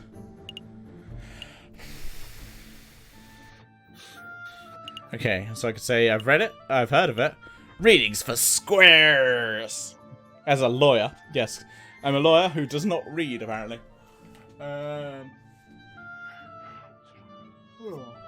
Tough one. Let's think on this.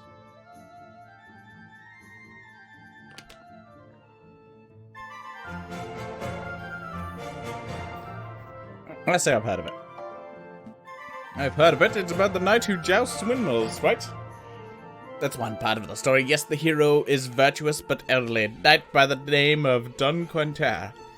In the chapter you mentioned, he takes up arms against an army of giants who are terrorizing a town.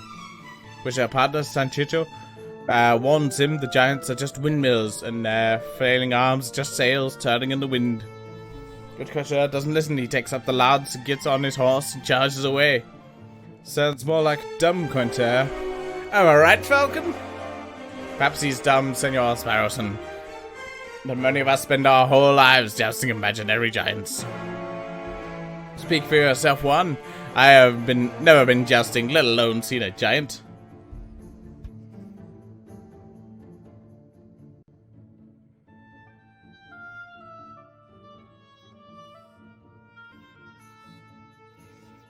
Apparently. Kehotai. What's pronounced Kehotai? I was at the book. Also, I love the fact that it's hold that for moderation because you said ho. That's brilliant. I think we're getting a little off track here. Indeed, I tell you, Senor Falcon, I'll lend you my copy of this book. Maybe you'll have time to read it at some point. Maybe I will, thank you. Kehotai? Kehotai, okay.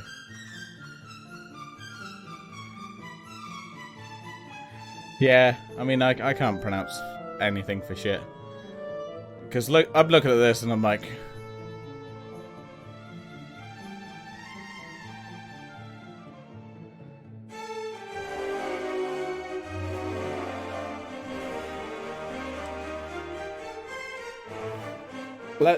yeah, we've got this thing added to my inventory.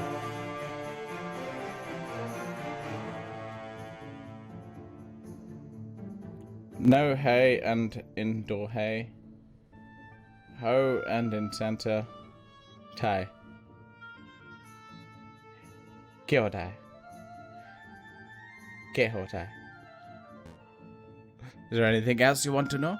No, I think that's everything, thank you. What's the plan, Big Bird? Well, we have 2 lines of inquiry. We should head to the scene of the crime, Palace du Louvre, and see if we can find any clues or witnesses. Then we should interview the flower girl in Las Helias Market to see if she has anything to say about the alleged poisoned rose. 2 tasks spread over 6 days? This sounds too easy. Let's not get complacent. Good luck, senors.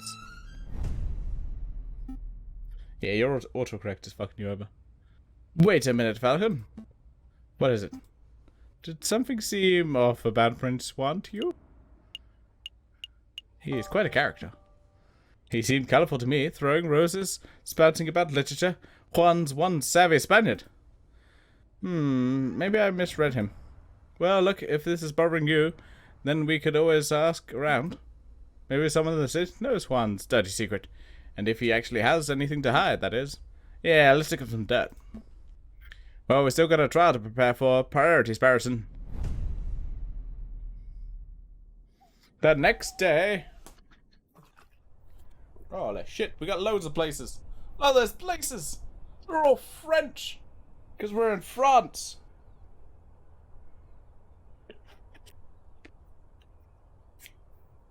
Okay. Right.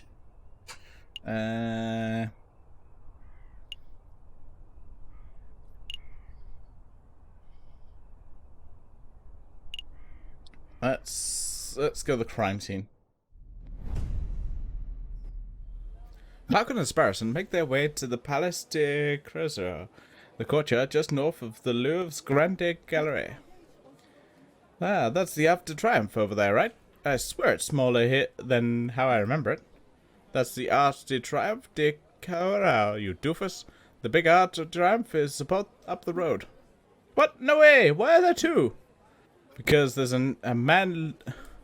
Because when a man like Napoleon invades half of Europe, he gets to build as many triumphal arches as he damn well pleases. Well, well, well, I never expected to see you here, JJ. That arrogant voice. Sigh, good day, Severson. Let's be civil, JJ. Why don't you introduce me to your new assistant? Fine, Severin. This is Sparrow's son, my assistant. Sparrowson, this is Everton. Kukorich. What did you just call me?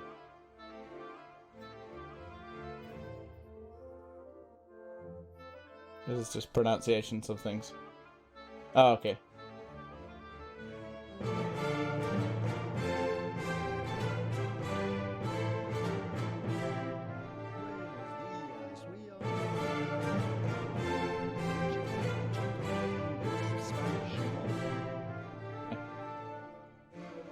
Don Quixote.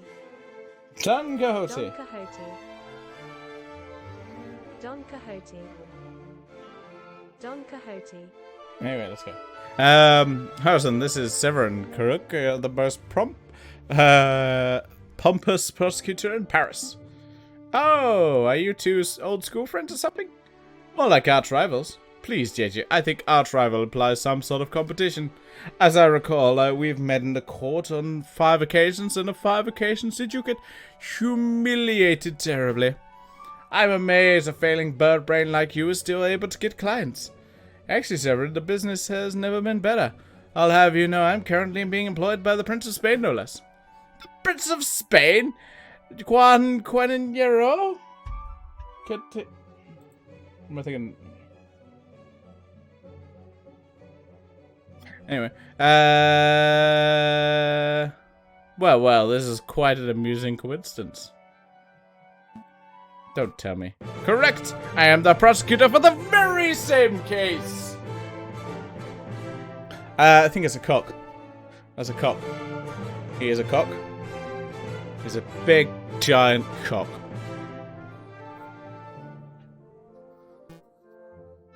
It is a pity that the Spanish prince will be unduly hanged, but I suppose that is what he gets for hiring a big bird brain to represent him.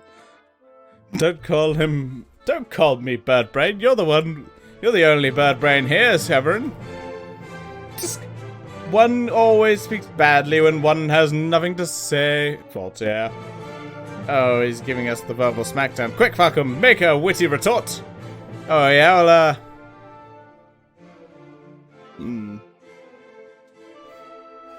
I'm rubber, your glue. I don't agree with what you say. A witty saying proves nothing. Nope, I'm rubber, your glue. Well, I'm rubber, your glue. What bounces off you? Wait. Oh dear.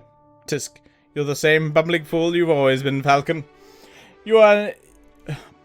But enough talk. If monsieurs would excuse me, I have a case to prepare for. JJ, Sparrowson, I'll see you two in court. I can't stand that guy. He did seem like a little bit of a cockerel. But is it true he said? You know him? You know that he trounced you in court 5 times? I can't deny it. Severin has a reputation of ruthless, thorough prosecutor. Mountains of evidence, surprise witnesses. It's no wonder he always managed to one-up me. But this time will be different, right? I hope so. I know so, for you see, I stole his annotated map of the Louvre out of Courreau's pocket when he was busy rattling off Voltaire quotes. Sparrowson, that's pretty impressive. Actually, I swear you were standing 3 meters away the whole time. You tall birds are so busy with your heads in the clouds, you don't even notice us small folks running around your feet. Pinching Cockroach's pocket was like taking candy from a very tall baby. Baby! Giant baby. I am the giant baby. Hello, I am a giant baby. Right. Let's take a closer look. I see. The map shows the entire Louvre area. Something from Toulouse to Le Beirut. Why did I pick a game that's fucking based in France? Ah. Trying this one, I'm like, I picked a game which is based in fucking France. Can I put a filter on my camera? I was just gonna see if there's a. Ooh, sepia tone. Ooh, that kind of fits with the look of the game. Where's it going? Dramatic. Flashback. Oh, I need to play a harp for that one. Inverted. That. 2 seconds. I'm just gonna look through these filters and move. Oh god. This is where I'm looking a bit sickly. I can go for it. Sepia tone actually matches the look of the game, so let's go with that. Now my camera matches. I'll still keep the purple border, but still. I have.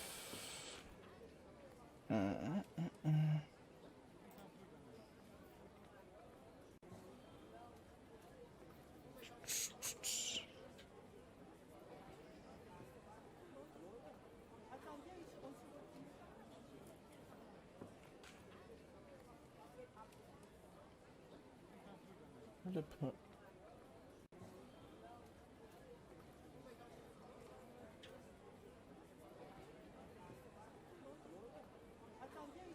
Oh, I think I might put it in the other folder. I did.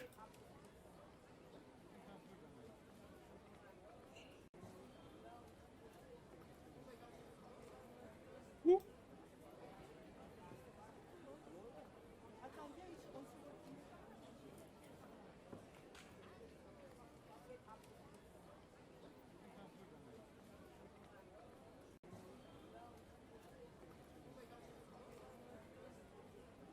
So that's me and Sepia turn to match me. I know. Let's pop him over here.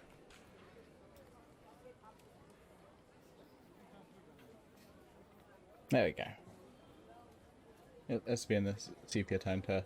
We're in the olden times. We've time traveled back to Paris. And we've now become a bird. I see. The map shows the entire Louvre area. Yeah, we already did it. We're currently standing here in the Paris de Carousel. And those pen-aired arrows show the route taken by the king's entourage, which means the king first went here through the Salle de... yeah. And here through the Grande Gallery, where the murder occurred. Didn't Prince Juan say that he spent the morning in Toulouse Gardens? That's right. That means Prince Juan approached the Louvre from the west side, somewhere over here. Sounds like we have a lot of places to visit. Shall we go? Where should we go first? Oh shit, we got a lot of places to visit. Let's check out the gardens first. Our feather-headed friends wander through the immaculate maintained Telliers garden. Nothing seems out of the ordinary until they spot a familiar face, picked up litter by a tree line. Hey Falcon, doesn't that groundskeeper over there look familiar? Yeah, now that I'm looking at him, he does look like the photographer. What's his name? Robert. Did someone call me? Oh, it's you, the lawyers who didn't appreciate my masterful photography when they see it. It's good to see that you've given up your artistry dreams to pursue a more grounded career of groundskeeping. I'm not doing this willingly. I've given community service for committing perjury. Can you believe that? They gave me an estimated photographer community service. Me! I can believe that. Perjury is somewhat serious. You should be thankful that you got off without jail time. You sound like that self-righteous Judge Maxim. So, did you two want me to ask me something? Or are you just gonna... are you just here to gape? Personally, I'm just gaping. Actually, I've got a couple of questions if you don't mind, Monsieur Rapporteur.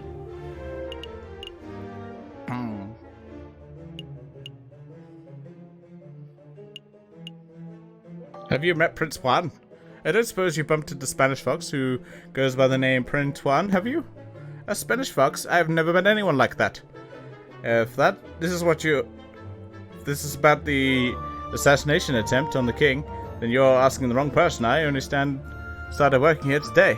I see. Was there anything else you wanted? How's the groundskeeping going? How's the groundskeeping job working out? Terrible. Tourists are pigs. Sometimes literal. Look at the rubbish I've found. Beer bottles, tin cans, apple cores. Look at what I picked up by the west entrance. A book page. A whole book. I could understand, but a single page? What kind of blithering moron loses just one page? Wait a moment. May I take a look at that, monsieur? Don Cornero. That's a page from Don Cornero. May I take it off your hands, monsieur? Sure, what's it worth to you? What's it worth? It's trash. Literally worthless. I suppose I'll be destroying it as per my duties. Alright, I suppose to have compensation for your trouble. How about I give me a page and I'll give you...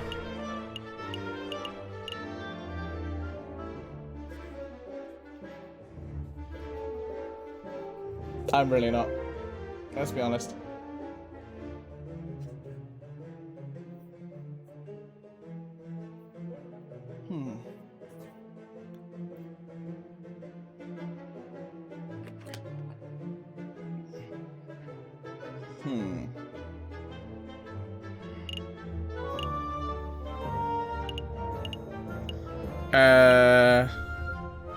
Do I try and get his pictures in the Louvre?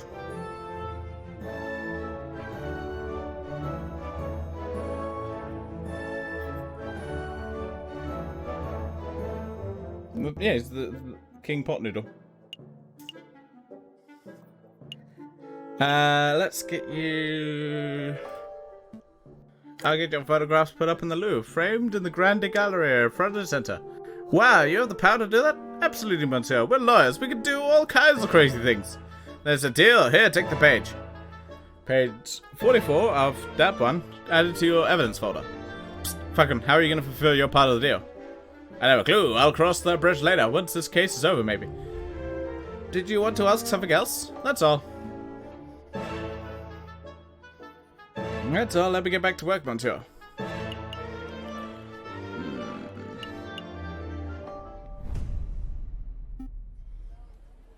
Are we all done here? Not yet. Oh, okay, that just takes me there. Wait, can I? Or is it like...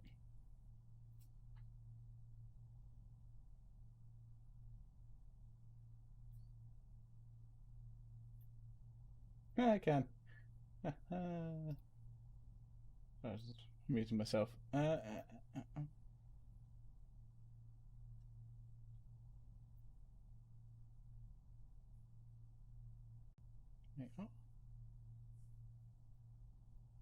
Oops, wrong button. I'm just tweaking things. Oh, back. Oh, back. I want font. There we go. It looks better. Everything in sepia tone.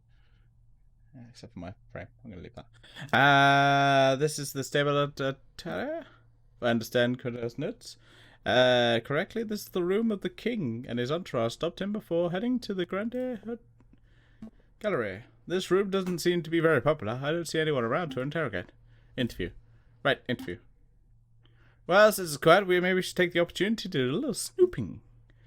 What would be the point? Surely all the interesting evidence would be in the Grande Gallery, where the murder took place. Think about it, Falcon. The police would have already gone over the Grande Gallery with a fine-tooth comb. But I bet the numbskull investigator Voltaire didn't even check this room for clues.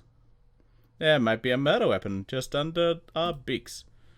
Your logic seems a little questionable, but it couldn't hurt to have a little look, I suppose.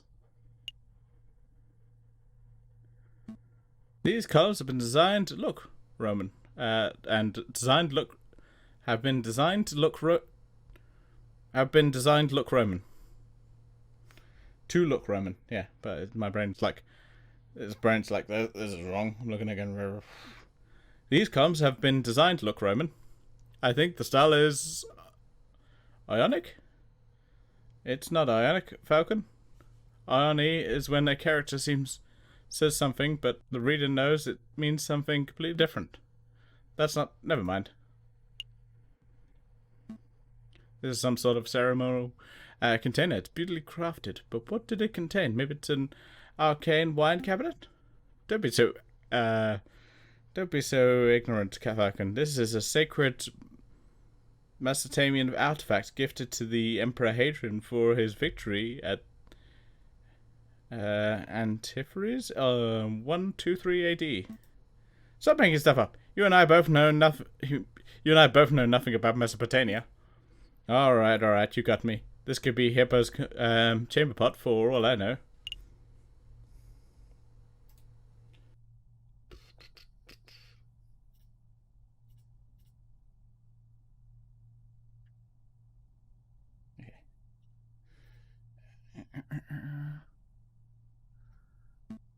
A shiny copper urn. I guess it was used for carrying water or for cremated remains. Probably not both at the same time. It smells good. Don't sniff the exhibit, Spartan.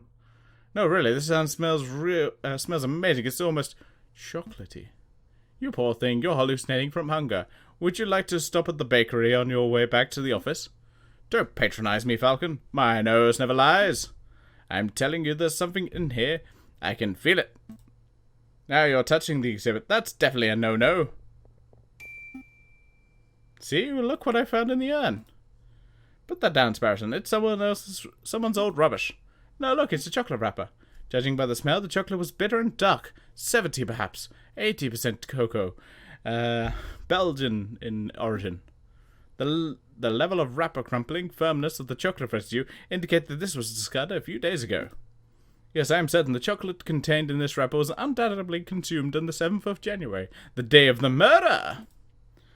Bonjour, Saracen. You've deduced all that from smelling the wrapper? Imagine what I could work out if I tasted it.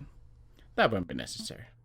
Saracen, if you could apply this level of crucial thinking to areas outside of food, you would be the world's greatest detective. If only all evidence was edible.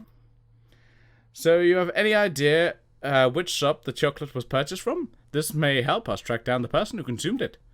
No, there's no possible way we could know that. I suppose we would have to visit every confectioner in town and sample every bit of merchandise for comparison. What a chore. Interesting. Perhaps I could see the Ladder Hagglis Chocolate Emporium written on the wrapper? Well, you can't blame Bert for trying. Chocolate wrapper has been added to the evidence folder. I'm not sure what this is. Some sort of stand or podium? Maybe it's a decorative piece. It's a Roman doorstop. Roman doorsteps were enormous marble slabs, so the doorsteps have to be similarly large in order to stay in place. I don't think that's right. My uncle's a Roman historian, trust me. Oh, there we go. I see a cabinet full of engraved plates, mostly bronze. How much do you think they're worth? I don't know, 300 francs apiece at least? What? Are you serious? I'm in the wrong profession. I don't think archaeology works as a get-rich-quick scheme, Harrison. Who said anything about archaeology? I'm going to become a museum robber. Oh, well, that's one way to get rich quick. Oh, I hear a click. Oh, that's that column. A supporting column. It's holding the roof up. If the column were truly supportive, it wouldn't have held the roof up. It would encourage the roof to get to its location on time.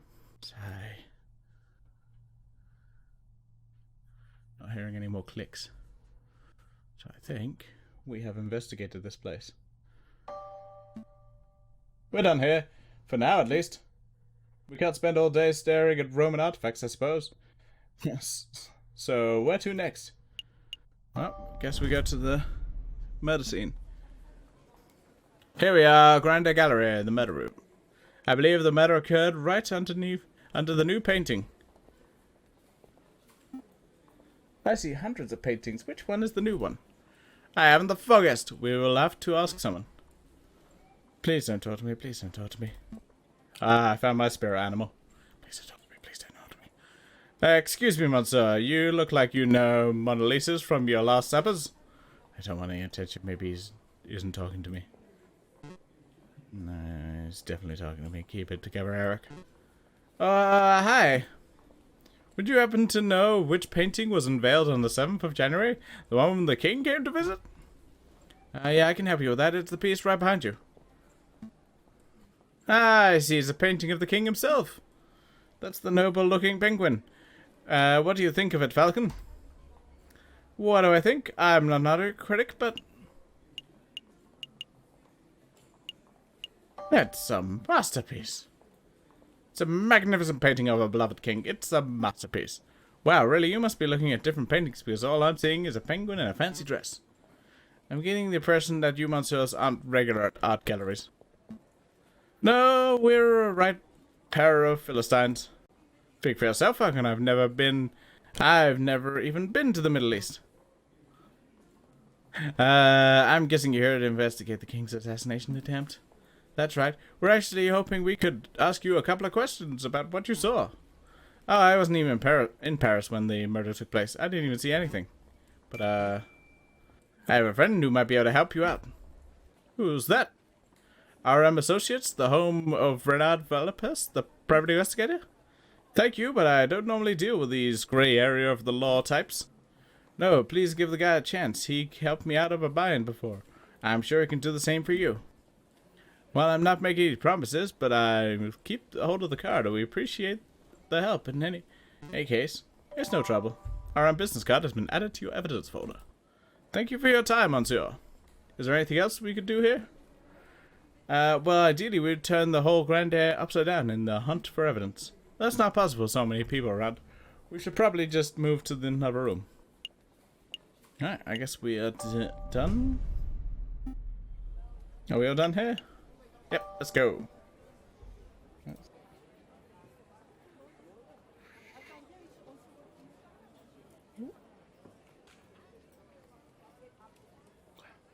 Perfect. Right. Let's move.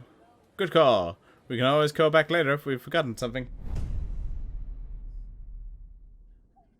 Right, I'm gonna take a quick break because I'm 2 hours in. And oh my god, I got so many places to visit. Oh my god. Okay. We'll be right back. Let's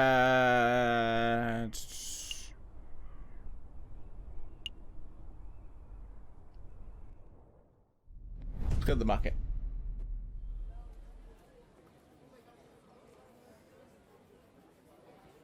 Okay, the pair arrive at Hallysia Market. Vendors, buskers, performers, and thieves and peasants all bustle from place to place. Prince Juan said he met a flower girl here. Yep, I think he said her name was. There's a swan with flowers over there. Do you think that's her? I think so.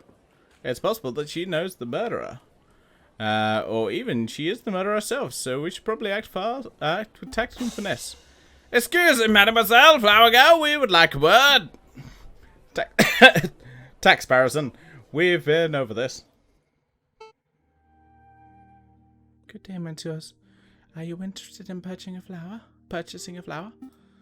I wish to purchase a rose from milady. I'm afraid not. I'm out of roses. I sold my last one a week ago. Perhaps you would be satisfied with a chrysanthemum instead. 'Tis a beautiful flower from a fair maiden. Don't mind Sparrowson. He fell out of his nest as a baby, and he's said dumber things ever since. Hey, let me introduce myself. I'm J.J. Falcon, defense attorney. Are you Mademoiselle Seigneur? Yeah, that's right. Catherine Marie Seigneur. I suppose you're here to ask about the royal assassination attempt. How did you know? I'm no fool, monsieur. I know that a rose I sold was used as a murder weapon. To be honest, I'm surprised it's taken so long for someone to directly question me. The Parisian police seem to have a habit of missing obvious leads, so do you mind if we ask you a couple of questions? Business is slow, please ask away. Who bought your last rose? We've mentioned you sold your last rose a week ago. Who did you sell it to? The person who bought the rose? I didn't catch his name, but he was a charming red fox. Sounds like our Juan. I met him around a week ago on the 6th. He talked a little while, the usual things, you know, like how everyone seems to be in debt these days. Then he bought a rose and left. I heard the fox is on trial, but to be honest, monsieur, I don't think he's guilty. Oh, why is that? Well, actually, never mind. It's just a gut feeling. Hmm.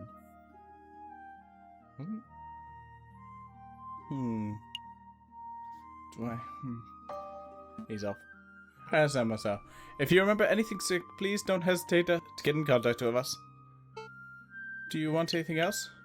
Where do you get your flowers from?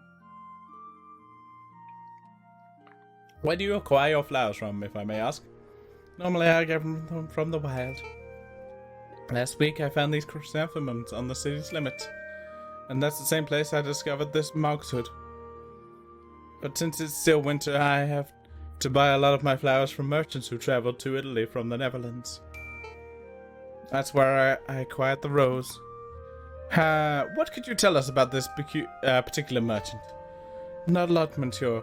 He's an old man who passes through Paris a few times a year, sells his goods and wares. I see. No chance of him being a super secret assassin? No, monsieur. Did you want to ask something else? That's all. That's all. Thank you for your time, mademoiselle. Hold on, monsieur. Before you leave, are you sure you don't want to buy some flowers? I'll even cut you a deal. Only 10 francs for this assortment of chrysanthemums and monk's hoods. 10 francs for flowers? That's a little steep. Steep, monsieur? I challenge you to find cheaper flowers in January. Alright, I'll take a bunch. Or I'll take some. They can brighten up the office. Thank you much, monsieur. Here you go. How much money do I have? I got 49 francs. I'm good. Chrysanthemum has been added to your evidence folder. I mean, I feel like I should put them somewhere other than my evidence folder. But, okay. Monkshood has been added to your evidence folder. I don't claim to be a flower expert or anything, but chrysanthemums and monkshood are a weird choice. I suppose it is a bit strange, isn't it? The other flower sellers stick to popular dull flowers like tulips and roses. But I like these particular flowers because they are rebellious. I'm sorry, the flowers are rebellious? They stick it out, they stuck it out and managed to bloom in the middle of January. The flowers fought nature. They overcome immonstrable odds. It's quite an amazing thing to see. I think I get it. You don't have to humor me. I'm rambling, aren't I? Not at all. This has been a pleasant discussion. Have a good day, mademoiselle. And you, monsieur.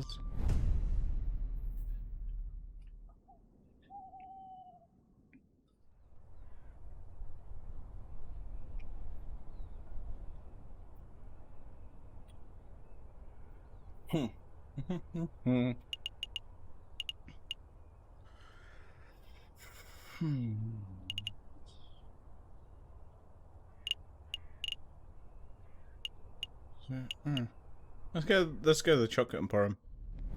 Who wants some chocolate?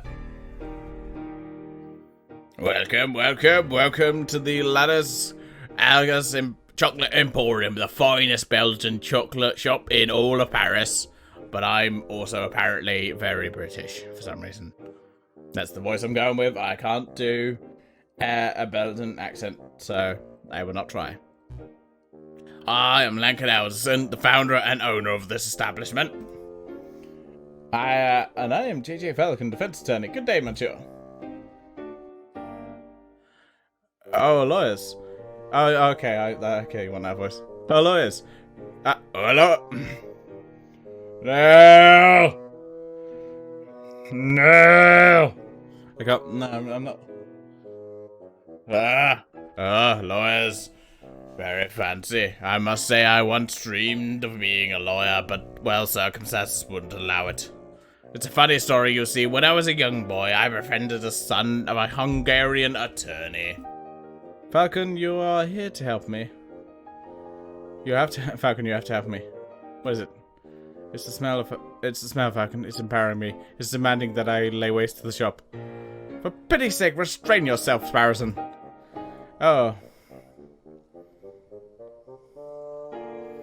I'm rambling, aren't I? You was here to buy some chocolate? Yes! No. We're actually here on business, monsieur. Business? First things first, we believe that this chocolate wrapper, or originated from your shop. Are we correct? Ah, yes, that is indeed the trademarked Algerson wrapper for genuine Belgian Hazelnut chocolate. Where's my stuff? God damn it, Amazon, I wanted to drink some sake tonight with my tea. It says before 10. Oh. This was almost certainly brought from this fine establishment. Very good. With that established, there is something else we wish to ask you, Monsieur Halgerson.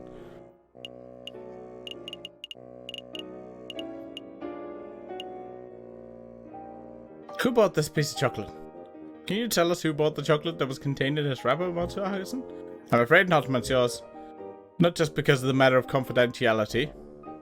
Yes, because we have to be confidential about who buys chocolate.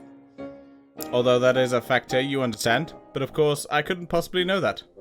I thought elephants never forget. My memory is impeccable, Monsieur, but you must understand that I have dozens of customers a day. There are hundreds of people who could have potentially bought this particular item. So your memory is good, but you need further information. So if you are able to give you the description of the name of the man, would you be able to tell us whether they purchased something from you? Ah, yes, I would probably do, Monsieur. Let me think, who to ask?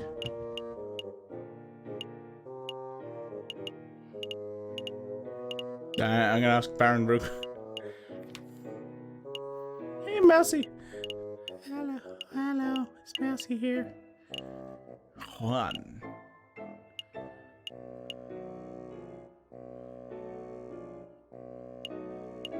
Oh my god, I know so many people.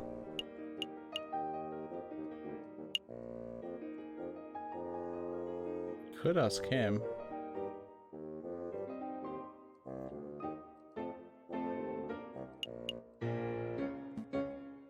Have you ever sold a porcupine artificiado, Eric Pogue? No, Monsieur. Let me think about it. Let me think who to ask about.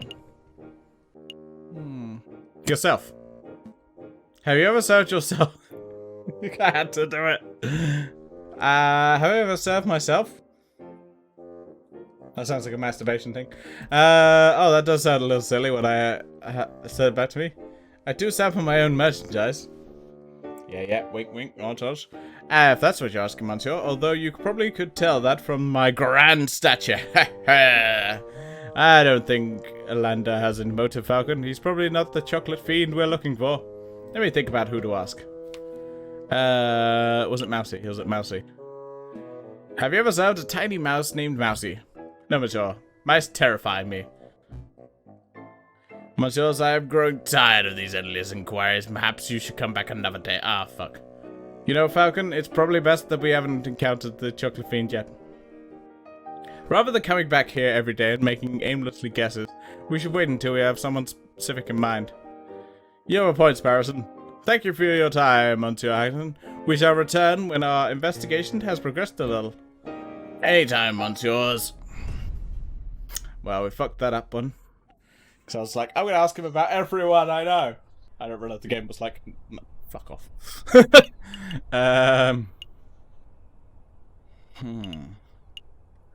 Let's tell us to go back to the Louvre. Well, this one's not going to consume any time, so let's do it.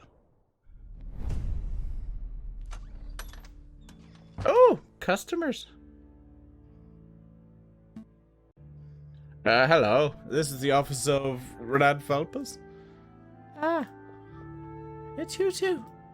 Mousy, what are you doing here? Oh, well, this is where I work. You see, R&M, Renard and Mousy. Monsieur Renard Felpers, I carry out all sorts of investigations together. Although, to be completely honest, it's normally Monsieur Felpers who chooses which cases to take up. I see. Well then, can we speak with Monsieur Felpers? I'm afraid that won't be possible. You see, Monsieur is on vacation right now. He's visiting his father in England. England? But he is set to return in a week or two. Maybe you could come back then? That's no good for us. Our case will be over by then. There's nothing to be done about it. I suppose we'll have to come back later. Okay, I guess at least that answers a few questions. No, we haven't been here yet, so... Well, we have. But, yeah, I mean... Ready, Falcon? I thought you were done with the mopey drinking. I'm not here to drink, Sparrowson, or mope, for that matter. Taverns are a fantastic hub of information.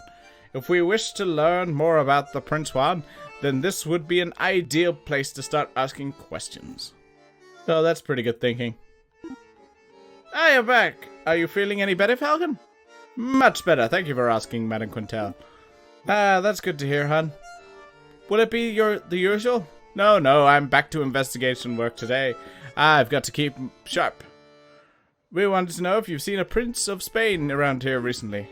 A Prince of Spain? I don't know if I've noticed, hon, but this isn't exactly the classiest pub in Paris. I'm lucky to serve the occasional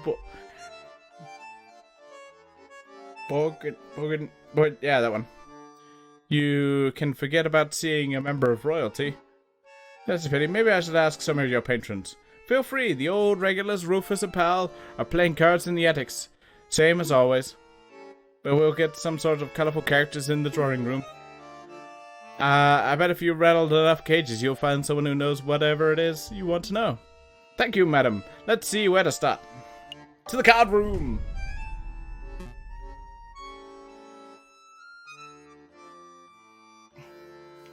Come on, pal. Just one more game. Oh, Shagus Noah. Absolutely not. My wallet is hurting enough. Please, can you let me... Hey, I'll even let you deal this time. The answer's no, Rufus. I'm skint. If you want to play cards, you will have to ask someone else. Fine, I'll ask that big fellow. Excuse me, monsieur. Fine, oh. Yes, monsieur? Would you care to play some... Absolutely. Deal me in, monsieur. Very well. Do you know how to play? Nope. I'm not familiar with... I'm only familiar with... Sergo and Tap to Rock. Oh, this is much better than those silly games. Let me tell you how it works. I have a deck of cards with values between 1 and 11. I'll deal you one card at a time. If you hit 21, you win. Okay, so we're playing blackjack. I give you 5 francs. 5 francs? That seems a little steep. This is a man's game, monsieur. Only children gamble over petty source. Besides, higher stakes make for a more exciting game, right? I suppose so. Okay, we're playing poker now. Go for 21! Okay. I've got... Oh yeah, you can give me one card. Okay. Hit.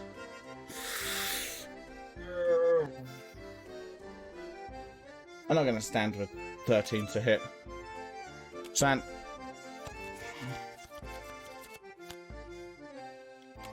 I got 19. Ha-ha! You played well. Here's your payout. Shall we have another? Yeah, there's one more. Then I'll have to actually ask questions. Go for 21! Got 5. Hit. I gotta stand. I don't like 16, but... What can you do? Come on, bust. Ah! Okay. One more. Because it makes a nice even 3. Yeah, it's best of 3. Otherwise, we've got 1 each. It doesn't do kind of that. I got a 1. Yeah, now I stand.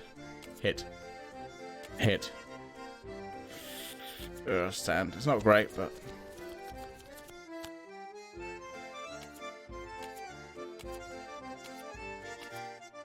Ha-ha! A victory to the me. No, I'm done. Oh, okay. I thought I was going to ask them any questions and help out, but no, apparently not. Let's go to the drinking room, shall we? So there I was in the grassland, 10 kilometers downriver, rifle in hand. I was pursuing this set of footprints for an hour. I was getting closer and closer. I almost smelt the beast. Then I spotted it. It was a boar, a big stupid boar, completely oblivious to my existence. I readied my gun, I carefully took aim, and then BAM! You shot it? No, it was the most peculiar thing. The boar slumped over dead right before I could take the shot. Sounds like one of them heart attacks. My nan went the same way. That's what I thought, but then I took a closer look. I noticed the boar was frothing at the mouth. Wow, it was rabbit. Possibly, I don't think so. I remembered reading something about frothing around the mouth being a symptom of poisoning. Needless to say, I left the dead animal alone. Good call. Who wants to deal with that with tainted meat? Oh, ask about the boar, 'cause of poisoning. Excuse me, monsieur. Yes, can I help? You say the beast was tracking, might have died from poisoning. Could you give us some further details? Further details? I'm not much of a poison expert, I'm afraid. Well, what do you think caused it? I would guess that it ate something bad. I saw some of the poisonous plants around. Wolfsbane, I think they call it. Ah, but really, I have no idea. I'm a hunter, not a vet. Excuse me. Excuse me, monsieur. What is it? I don't suppose you've seen Juan Quinero? Quinero? Yeah, around here, he's Spanish royalty. Foxy fellow, swanky hat, calls everyone senor. That doesn't sound familiar. Do you recall seeing anywhere like that, Prior? I got a clue. Sorry, messieurs, you're barking up the wrong tree. Well, what can you tell us about the Spanish royal family? Do we look like a walking encyclopedia or something? I'm afraid my comrade has a point. If you want to talk about hunting, then I'm your man. But Spanish royalty, that sounds like a question to be answered at a library, monsieur, not a tavern. A library? Maybe you're right. Sorry for bothering you, monsieur. Leave them be. Let's give them some peace. Guess I'll get back to the entrance. There's not really a whole lot me doing here. Yep, let's go. Moving on. I think I fucked up this case. I feel like I'm not going anywhere.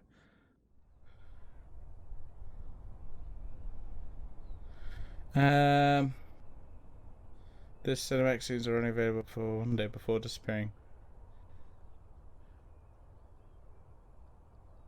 Oh.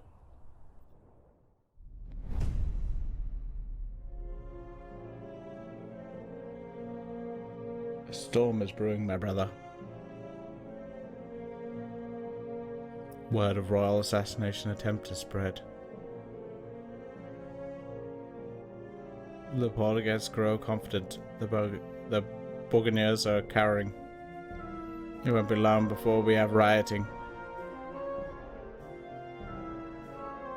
And then a revolution.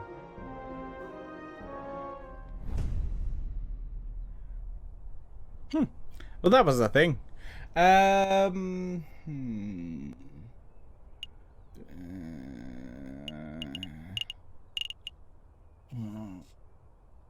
don't really have anything additional for the tavern.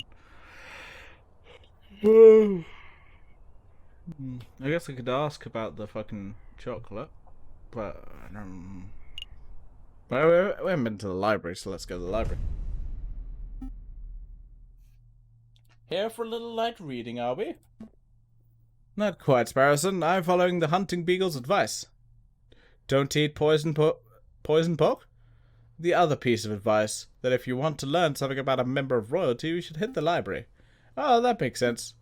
Say, Falcon, I mean to ask, since you're in the library and all, are you a classic literature fan, or do you prefer modern works? Rings of squares. I enjoy modern works. I like modern novels. Have you read The Three Musketeers yet? It has heaps of romance, intrigue, and action. You would love it, Sparrowson. Don't patronize me, Falcon. Of course I've read The Three Musketeers. Despite its contrived narrative turns, I enjoy the novel's scathing critique of the current social-political climate. Wow, that's quite an insightful review. Wait a minute, you just memorized a single sentence to sound well read, didn't you? Maybe. Would you, messieurs, mind lowering your voices? I can hear you squawking from the other side of the building. My apologies, monsieur. We'll keep it down. Wait, you're a LeBaron, aren't you? Astute observation, yes, monsieur. As the only quiet person in the library, I must observe I am most assuredly the librarian. Well, now we have your attention. My friend wants to ask you something. I do? Oh, right, I do!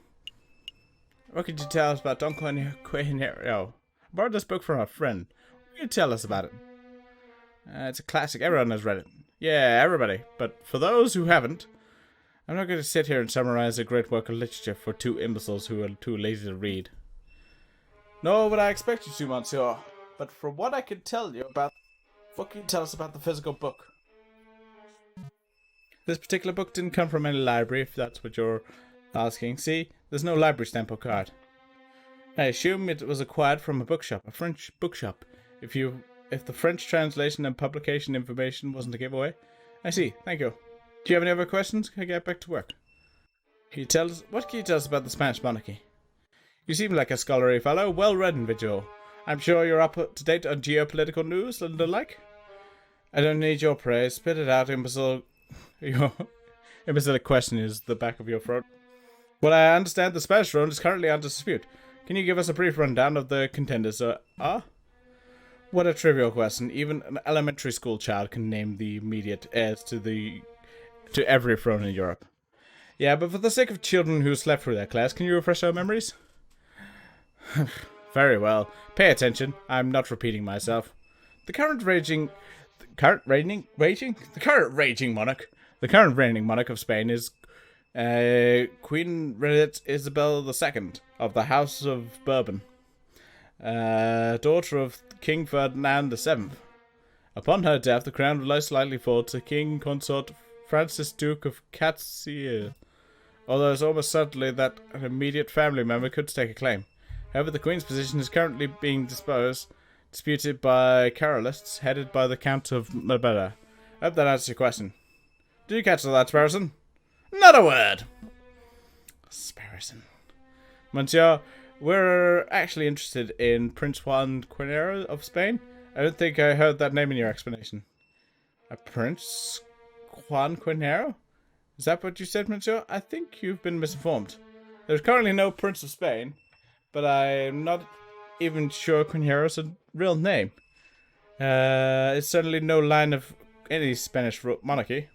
How strange. What does that mean, Falcon? Oh, unfortunately, sir, our client is not the Prince of Spain. Maybe he's a delusional lunatic, or perhaps he's involving us in some sort of con. We don't have long before trial, but it may be one of our interests to confront King Juan directly and get some answers. Right. Are you two quite done chit-chatting? That's all. Don't worry, Monsieur. I think we have done here. Thank you for your time. Then I bid you a good day. Good day, sir. My leg's getting cold. It's cold in this room before the heating's coming on. Cover up my legs. There's a book on the floor. I should read some books later. Cool. Cover up my legs. Lovely. Right. Well, I think we need to go see the fucking... confront the guy who's not our fucking fuck. You again? Visiting hours are over. Come back later. I have no time for quibbling. What's your stand aside? You can't talk to me like that. I most certainly can. You have reason to believe that you are housing a suspect under false pretenses. That is direct violation of the statutes 204B and 488C of the French Criminal Code of Justice. Failure to comply with our request may result in you, yes you, Monsieur, being held directly responsible for any consequential legal action. Alright, no need to break out the legalese on me. I'll go open the cell.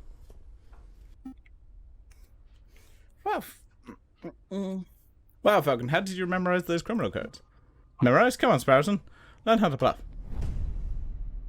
There. I am Juan. Ah, Senor Falcon. It is good to see you again. You have some good news about my case, I hope?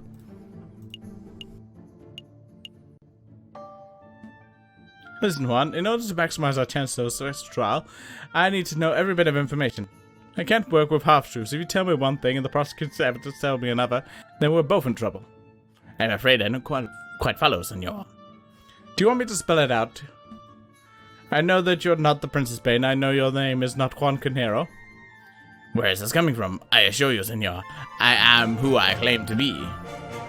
If you want your trial to be a farce, then you don't need my help. Come on, Sparrowson, we're leaving. Wait. Calm yourself, Monsieur Falcon. I reveal all. Did you say Monsieur? What happened to your Spanish accent? Your suspicions are well placed. Juan Cunero is not my real name. I am not a Spanish prince. That was a persona I concocted for the purpose of getting arrested. Ooh, so what is your real name? What's in a name? It's an empty label, a vapid reflection of who I really am. Today I'm Juan Cunero, Prince of Spain. Tomorrow I may be Bruno Rea, a pauper living under the bridge of the Seigneur. But that doesn't change who I am or what I do. That doesn't really answer my question. Don't suppose it didn't. But you're a smart bird, Mr. Falcon. I suspect you already know my real name. Aha, yes. You are René Valpas, a private investigator, very astute. And you are Monsieur Falcon, defense attorney. But that wasn't your name. What is it, Monsieur Falcon? Just like me, you know how to adopt a new persona on a whim. You changed your name, Monsieur Falcon? I didn't know that. This isn't about me. When you're Renard, Monsieur, we're trying to uncover the truth here. Of course. So what is truth? So what truth is it you are attempting to uncover, Monsieur Falcon? Why did you get arrested? You're putting me in a difficult position, Monsieur. If I tell you the full story, I'll be putting someone else in danger. How about this? I'll tell you a story. I like stories. There was a girl, Mademoiselle, who was in a great deal of debt. Everyone has debt these days, Monsieur. Indeed, but this particular Mademoiselle was indebted to a very powerful man, and that man wished to collect. The Mademoiselle had no means of paying, so the man offered to her a deal. Murder this man, and I will forget what you owed. Refuse, and I will reap what I owed from your parents. With no alternative options, the Mademoiselle accepted. And another man, a gallant knight with foolish, archonic?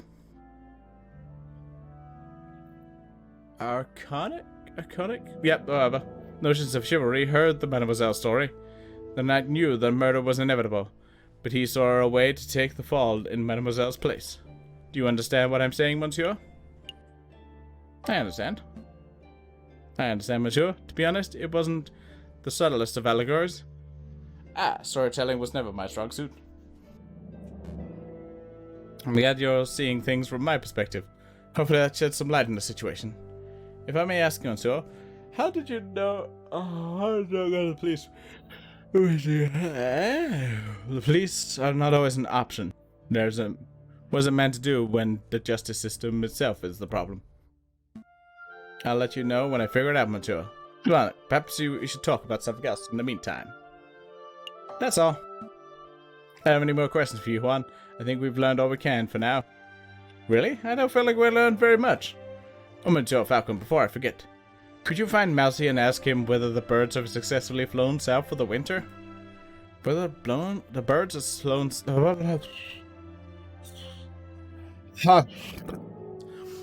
Whether the birds have flown south? What is that? Some sort of code? Something like that, but rest assured, Monsieur, this does directly pertain to the case. Well, if I have time, I'll be sure to let Mousy know.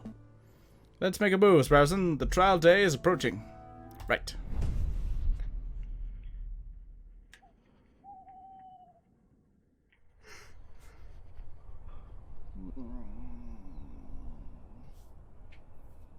To Mousy! Falcon, what are you doing? It's trial day. We have a Spanish prince to defend. Oh, right. What was I thinking? Oh, okay. I literally can't do anything else.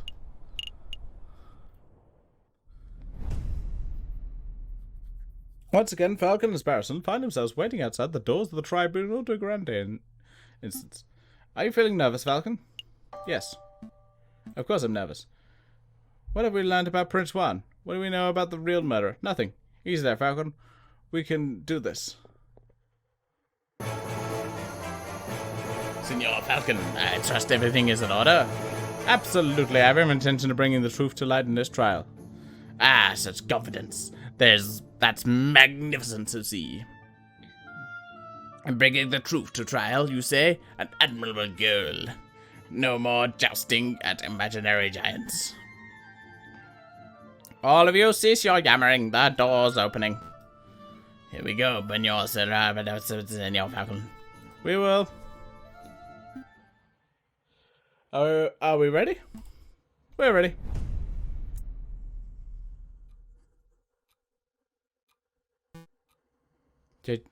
JJ!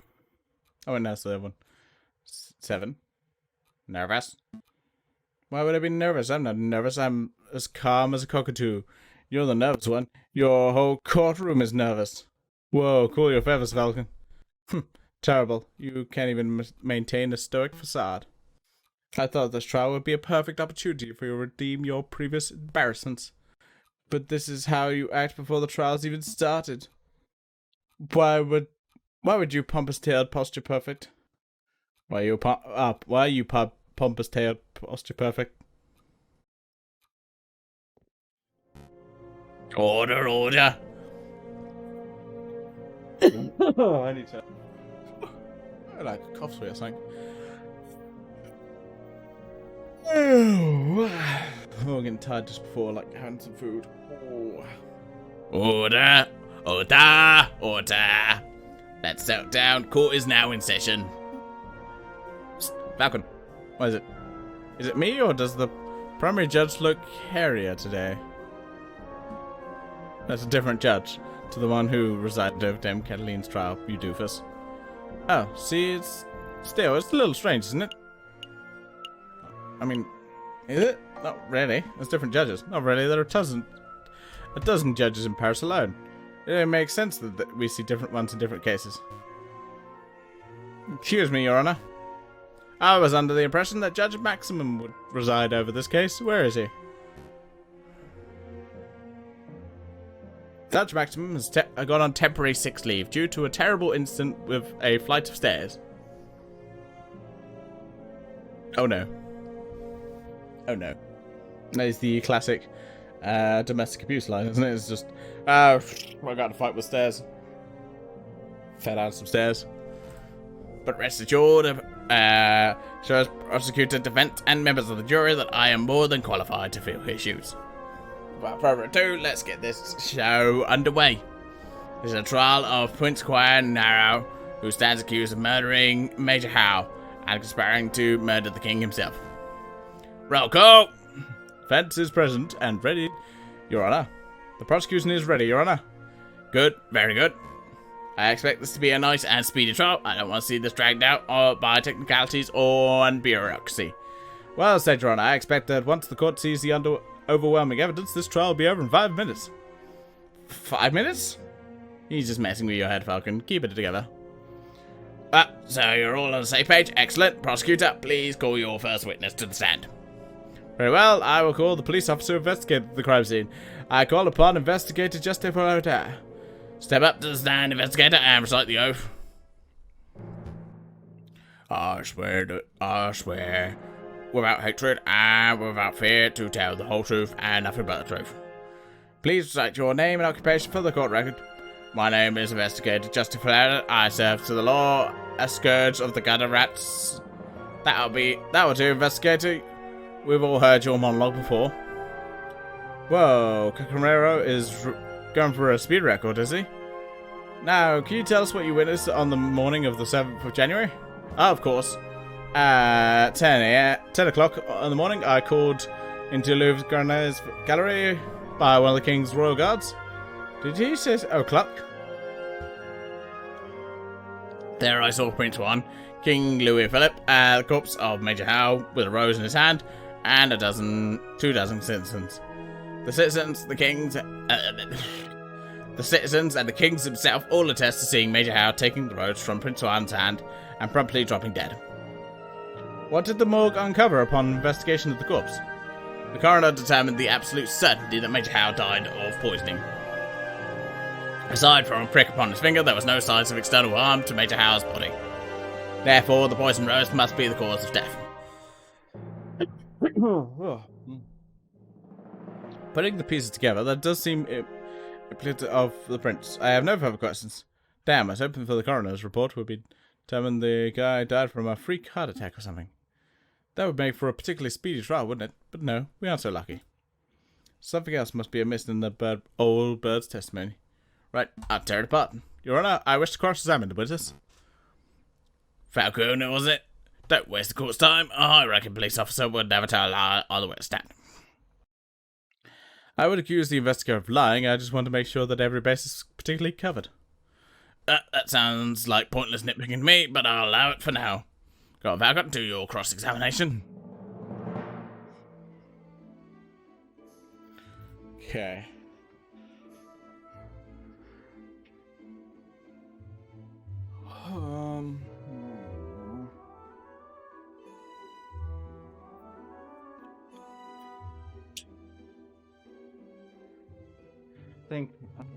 Thinking what it could be.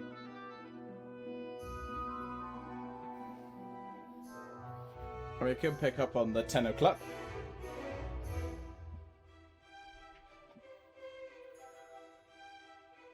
What we got in terms of evidence? I don't have a lot of evidence. I've got a book.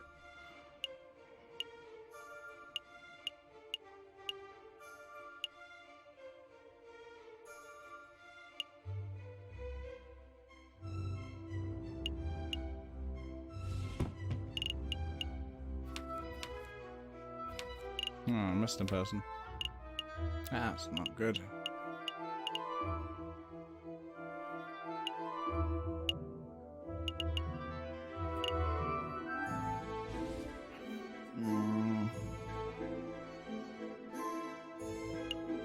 Let's try the poisoning route. Inspector, you say the coroner determined with certainty that Major Howe was killed by poison. Correct, he stated the signs and symptoms were textbook. There is no possibility that his death was natural. What kind of poison was it? Mention specifically what poison it was? He was not certain. At first, the coroner positioned it that it was plant bore poison, like that of the ascertain flower. But when we learned about the fast poison had taken effect, he noted that there was atypical of ascertain. Because he suggested that it may have been some new engineered concoction.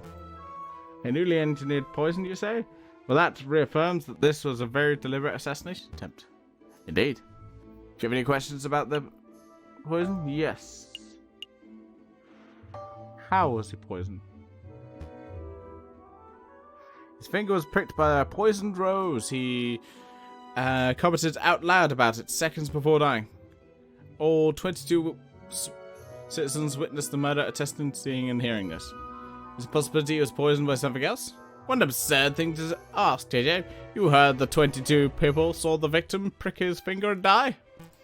What are you suggesting? That he pricked his finger and had no reaction to the poisoning?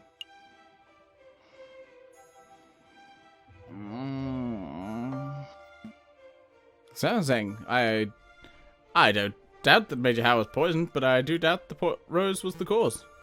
Unbelievable, only a total buffoon would fail to draw the blatant link here. JJ, as tempting it is to sit here and lecture you on the basics of cause and effect, I'll end this discussion painlessly. Inspector, please tell the defense that you found traces of poison on the thorns of the rose itself. That should alleviate all doubt that the rose was in fact the poison delivery method. Actually, I can't tell him that. I dread to ask, but why not? We didn't check the rose for trace of poison. It seemed obvious that the rose caused the poisoning, given the timing of the incident. Well then, that would be a good time to take your test. Here's a marvellous thought. We prick the flower of the defendant with the rose. If there's no poison in the rose, then Prince Juan lives and he's free to go. The rose is poisoned and the prince dies, and that's okay. Because the punishment would just finger the crime. A marvellous suggestion. Where's this witch trial? This is in America, 7. That's not how we do things here. Can't be off Evans, JJ. It was clearly a joke. We have a far more humane way of testing poison. I'm sure the inspector will perform his duty with due diligence. Actually, we won't be able to perform the test the rose for poison at all. Why is that? Given the dangerous nature of the rose, it was destroyed by the police force. We burnt to ashes. Such unprofessionalism. If we have no way to know whether the rose was poisoned, then this whole trial ought to be called into question. Nice try, JJ, but the process of reasoning by elimination, we can still deduce the absolute certainty the rose was poisoned. In other words, there's nothing else at the crime scene that could cause the poison. Wrong, there was something else at the crime scene that could have contained poison. Something the investigative police blindly overlooked. Chocolate. Look at this. What am I looking at? There's a paper wrapper of the piece of chocolate. It was found at the Louvre. The celebrated precise. We contained its consumption to the day of the incident. You're not suggesting that Major Howe ate a piece of poisoned chocolate moments before he died? I almost certainly am. You gained favour with the jury, yes. Did you see this wrapper at the crime scene for yourself, Inspector? The police forces do not have time for nor reasons to trail every piece of trash at every crime scene, I'm afraid. In other words, you overlooked it. Astounding unprofessionalism. The prosecution is right to be disgusted. What a disgraceful display, Inspector. I offer my apologies, Your Honour. I've realised I've just got like very similar voices to these guys. I don't want your apologies. I want you to do your damn job properly. Get off the witness podium, or I kick you off myself. As you wish, I'll take my leave. Until next time, what's yours? Let me get this straight. This chocolate wrapper was found at the crime scene. Correct. And you have reason to believe that it was consumed on the day of the incident? I do. I have an expert food tasting witness who is willing to testify if need be. You have a foodie witness? I don't recall anyone like that. Who on earth are you talking about? Oh, I see. But do you know of certainty that Major Howe consumes chocolate? Well, that is a fact that we are still investigating. I see. Do you have evidence that this chocolate was in fact poisoned? I see. Again, there's something that will require a little more time for a definite proof. So then, in actuality, you do not have evidence that Major Howe consumed some poisoned chocolate. Instead, you have solitary a piece of rubbish that you plucked straight out of the gutter. That's weak, even for you, JJ. Let's move things along. I have another witness I would like to summon. He is a man who claims to be an excellent view of people going in and out of the Louvre at the time of the incident. We call Monsieur Tosrod Kingley. Could the witness please approach the stand and recite the oath? Hello, hello, hello. Hello. All right, the oath. I speak without hatred. I will be to tell the truth and nothing but the truth. Please state your name and occupation for the court record. My name is Tosrod Kingley, and I am the person who fishes. A person who fishes? Zero fisherman. Oh, that is it. I am the French justice system was benders. I beg your pardon? Here comes Tosrod Kingley, the kingfisher. Clearly he must be a fisherman, because, didn't you hear? All kingfishers are fishermen. Well, you're certainly carrying a fishing rod. And? Can a man not carry a fishing rod and bait without being branded a fisherman? Look, the prosecutor is carrying a riding crop. Clearly, he must be a horse jockey. Oh, for pity's sake. Can you list your occupation as person who fishes and not fisherman? Thank you. Actually, why do you carry a riding crop, Seven? I've never seen you ride a horse. I don't know, JJ. Why do you, a 30-something-year-old with no health problems, carry a cane?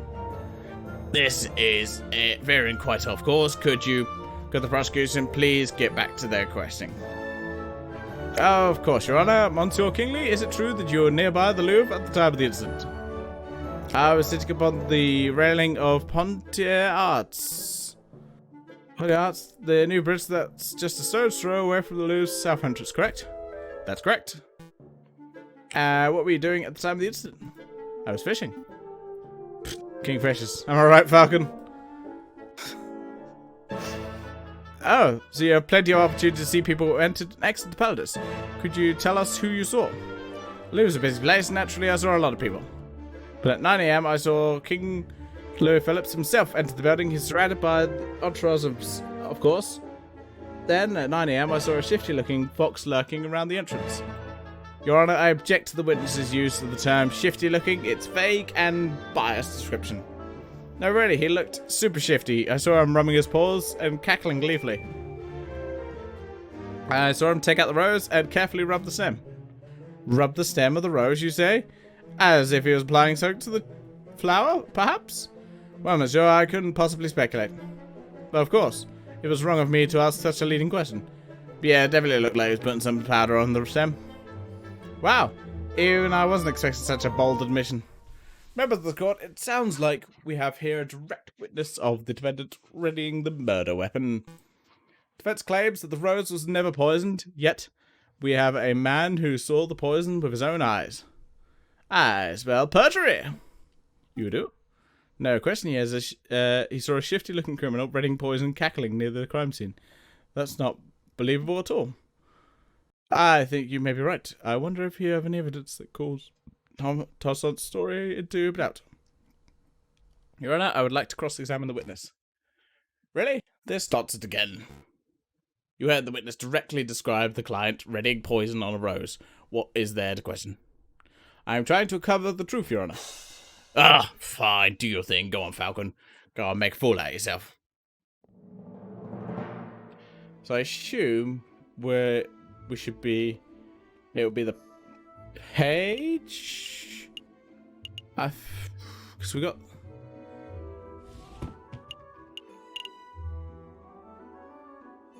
yeah, because we got the page. I think he was put some... I don't know why he was putting the page on it, but...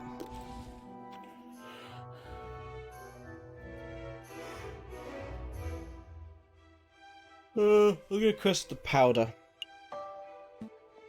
I'm circling the... You saw that the fox rubbing the stem of the rose? Yep, I saw it with my own eyes. Are you sure it's powder? How far away are we from the south entrance? 20 meters, perhaps? 30? I somehow doubtful you can make out powder being applied to anything at sort of distances.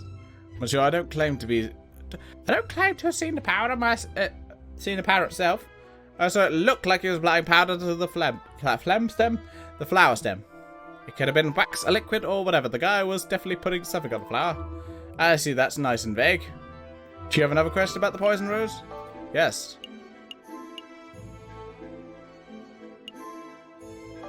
Are you sure it was a rose? You said the fox was handling a rose and not some other type of flower. Pretty sure the rose petals stand out quite nicely on the grey January morning. Are you confident? You are absolutely sure you saw a bright red flower in the fox's hand? What are you getting at, JJ? Prince Juan did not possess a rose. I really believe the Prince Juan did not possess a rose at the time. I think that he may be in possession of a spring of Mugshead. Or even a simple daisy. Really? You're claiming that Prince Juan did not possess a rose, despite 22 witnesses testifying that he handling a rose to the king?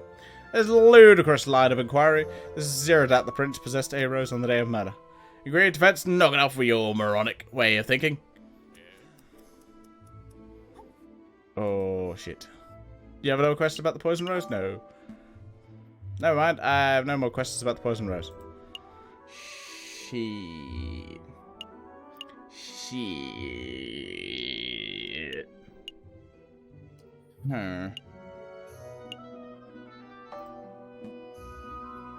So, shifty look rose. Super mega shifty.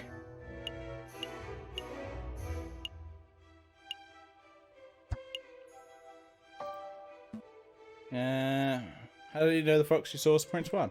Well, he was wearing a suave hat that hanged lower over his eyes. I could hear that's how they wear them in Spain. I'm not much of a fashion expert, but the rest of his outfit looked quite out of place for French winter. Is that your gangbang fashion sense? Oh, I nearly forgot. I heard a passerby, senor. I thought that was peculiar. Well, that's him already. Do you have any questions? Okay. Oh, foxes are shifty. Wow, that's not cool. Oh, I don't know why I said that. Slurs are archaic. Now we aside here. Don't hold back. The more subtle introducing means right. Right, what? Do you have any questions about? No.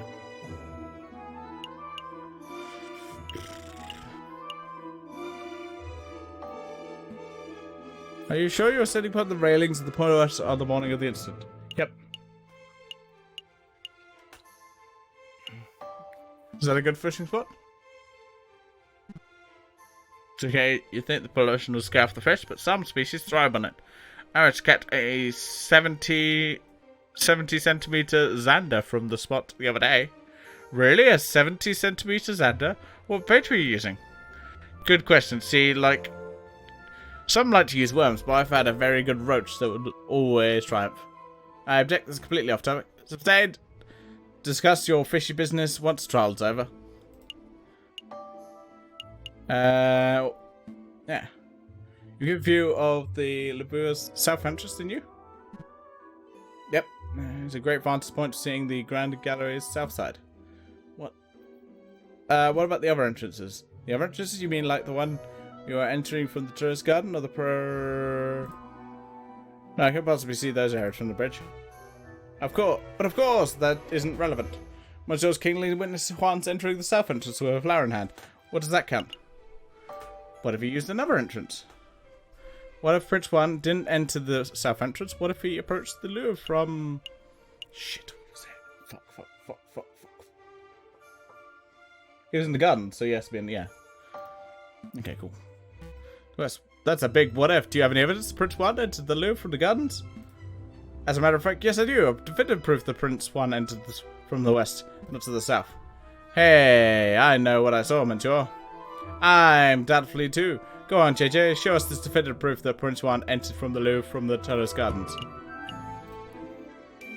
Book, look at this. A book page. Page 44 of Don Quixote. Specifically, it was found just outside the Prince Louvre's entrance. That proves nothing. I'm not done yet. Take a look at this. Don Quixote. This is a book that Prince Juan was reading in the jail since his arrest. I believe he had it on person for some time. And yes, page 44 is missing. That was the first thing I checked.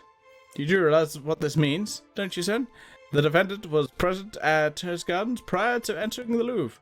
That means, in all likelihood, the defendants entered the Louvre from the west entrance, not the south. He could possibly have seen the Monsieur's Kingley's from the Point d'Arras. What? I know what I saw, Monsieur. A fine theory, Falcon, but maybe the defendant took the long way around. One can still travel from Louvre to south entrance by walking along the river. An extra 2 kilometers by walking just to enjoy a pre-murder scenery. Let's not say silly things, Cocorico. Alright, maybe the defendant deliberately left the page there to mislead the investigation. Now you're the one who's blindly speculating. It's not blindly speculating, it's a viable hypothesis. You're fond of logic, aren't you, Cocorico? Let's talk about Oculum's razor. When the torn page between two seemingly equally hypotheses, we must side with the one that imposes the fewest assumptions. Which of these theories takes fewer assumptions? 1. The page from Cunera's book fell out on his way to the Louvre's south entrance. 2. Prince Juan deliberately planted the page on the off chance that it was discovered, then he took the long way around. How dare you the nerve of you to lecture me on such basic philosophical concepts. Yeah, let's go. I'll skip lecturing you when you stop making such basic mistakes. Falcon, calm yourself. What is the point of all this yammering? The ultimate point is Thomas' terror is fabricated, made up, utter fiction. No, everything I said is truth. I suspect the witness isn't even a fisherman. I am not a fisherman. See, he admits himself. That's not what I meant.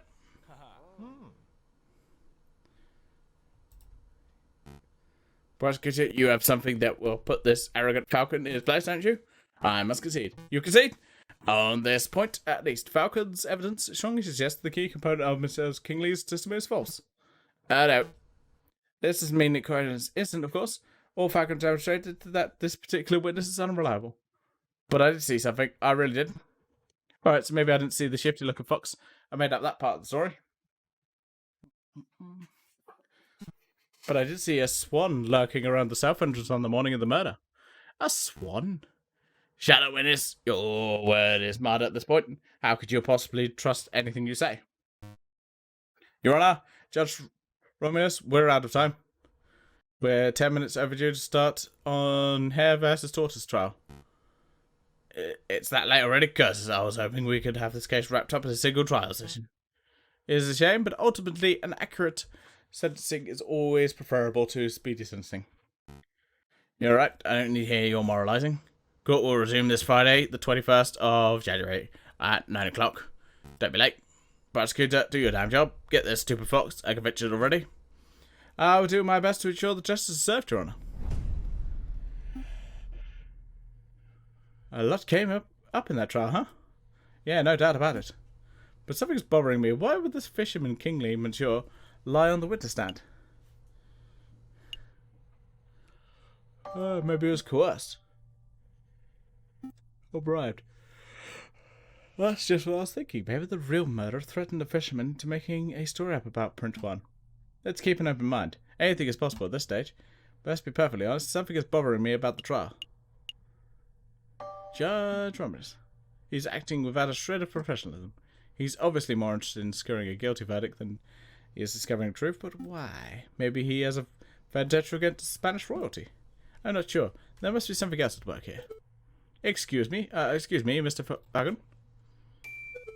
Sorry to bother you, but there's a letter just right. It's for you. A letter for me? I wonder why I wasn't sent to my office. Have you been demoted to courier service, Rupert? Oh, hush, hush, Saracen. I don't need you to be pitied by the first-year dropout. Oh, good. Good. Come back. What does this letter say, Falcon? It's a threat. A threat made with cut-out newspaper letters. Oh, I didn't know those things actually existed. Let me see. Falcon? Stop your investigation or there will be consequences. Scary. There is no question this letter originated from Major Howe's murderer. He or she must be aware that we are getting close to uncovering the truth.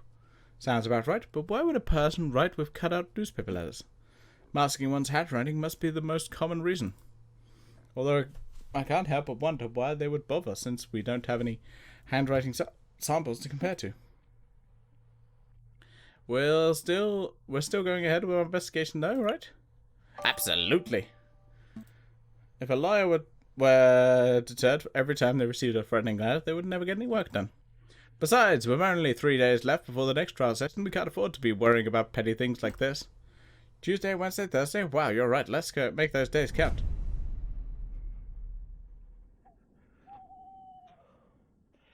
Okay. So we definitely want to see Mousy. That's a fact. We want to see Mousy. Oh, let's just do that. Let's go see Mousy.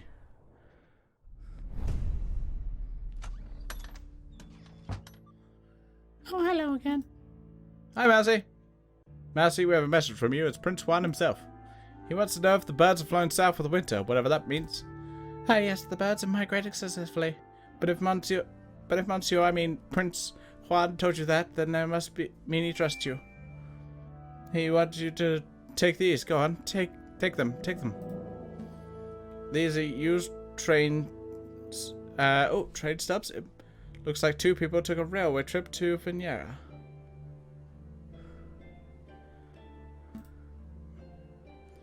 What exactly is the point, Mousy? Mousy? Juan said they would help with the trial. See the names?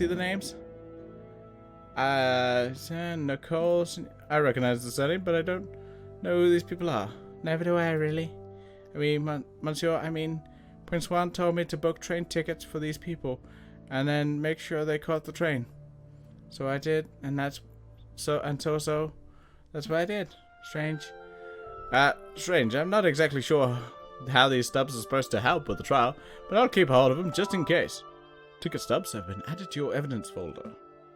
Let's go, Sparrowson. I'm done playing courier. Good call. The next day. Where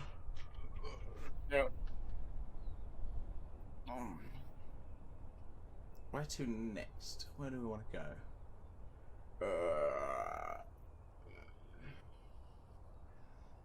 Got ticket stubs.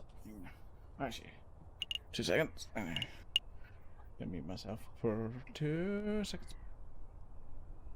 Alright. Yeah, elephant's a good shout.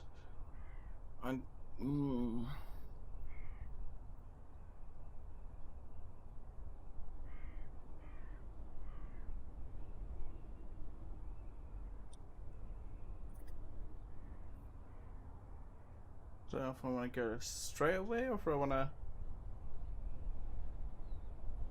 get knowledge of another person, per se.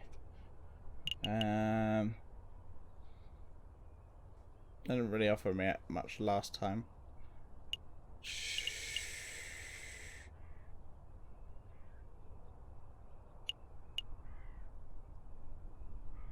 Yeah, chocolates are only one that's a good option at the moment. Hello, messieurs. Have you finally decided to start some of my fine chocolate? Perhaps you return to ask more questions. It's just the questions today, I'm afraid. Who bought this piece of chocolate? I'm gonna ask about Swan.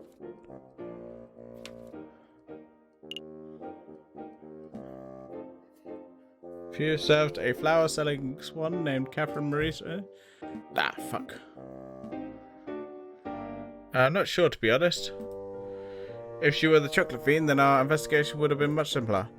But since she's not, let me think about who do I...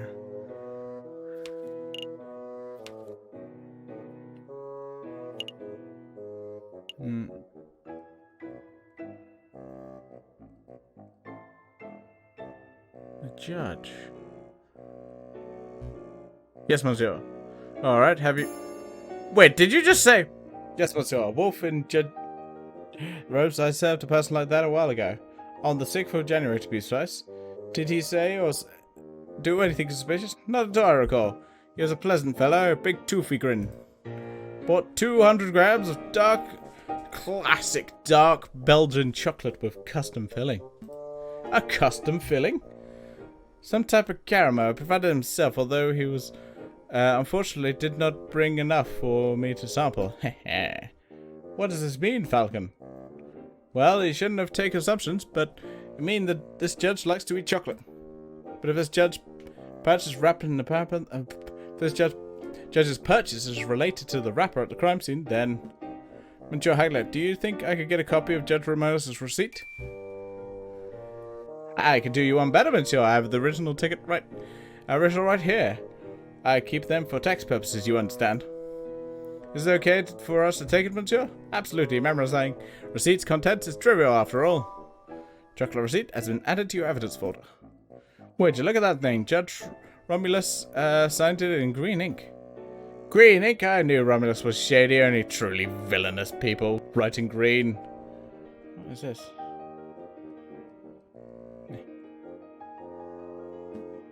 Thank you very much for your time, Monsieur Hagler. Hagler has, whatever. You have been enormously helpful. I am glad to be of service. I wish you the best of luck with your case, Monsieurs. Okay, that is a very useful piece of information.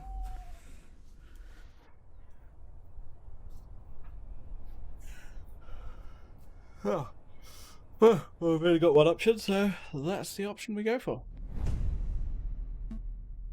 I'm pretty confident about this case. The big picture is coming together nicely. I'm somewhat relieved that Prince Juan came clean. His secret was putting the whole case in jeopardy. We've still got one day until the trial. How do we spend it? I suppose we could revisit the Louvre, or maybe we should just play some cards at Le Chanarjoya. Is something wrong, Sparrowson? You've been unusually quiet. Falcon, we need to talk. What's up? See, I was doing some thinking. Dangerous thing to do, I know. Anyway, I realized that there was missing a crucial piece of evidence. What evidence would that be? Well, we know that Major Howe consumed a piece of chocolate before he died, and we know he died of poisoning. But we're still unsure the chocolate was the cause. That's true. If we keep pushing the chocolate theory, Cocorico will almost certainly bring that up. So I thought to myself, if one were to consume the wrapper itself, then that would provide proof. Or whether it contains trace of poison. Stop telling me about the same fucking thing. Goddamn app. It's like, hey, there's a notification. Hey, there's a notification about the same thing again. Well, sure, that'd work. It'd be incredibly foolish. Wait, are you thinking of eating the wrapper, Sparrowson? Maybe. Well, stop those thoughts right now. I'm not going to let you potentially kill yourself like that. I knew you'd say that. That's why I already consumed the wrapper. 45 minutes ago!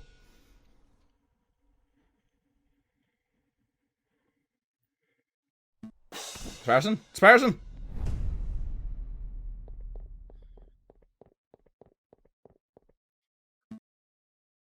Jesus. Have you got a bigger needle? Doctor, is Sparrowson okay? Well, he's not conscious right now, but he is stable. I think it's safe to say that your friend is not on his deathbed. Oh, thank God. How do you say this happened again? It's a long story, lawyering occupation has it. Doctor, can you tell me what poison caused this? I have no idea. I'm an expert in mental health, not toxicology. But I have sent for a specialist who could be here by tomorrow morning. He will make a full assessment. That's good to hear. Thanks, Doctor. Take good care of him. Wait a minute. There's a matter of the bill. We'll have to discuss it later. I have an important case to prepare for, and I'm one partner down. I see. Well, rest assured, your friend is in good hands. This is terrible. The hell was Sparrowson thinking? I can't win a case like this. You. I finally found you. Did someone say something? Running around like headless chickens. You're the one tricky lawyer to find. I told you to drop the investigation, but you won't listen. Who's speaking? I see you there, monsieur. Step forward. All right, I'll step forward. But it'll be the last thing you'll ever see.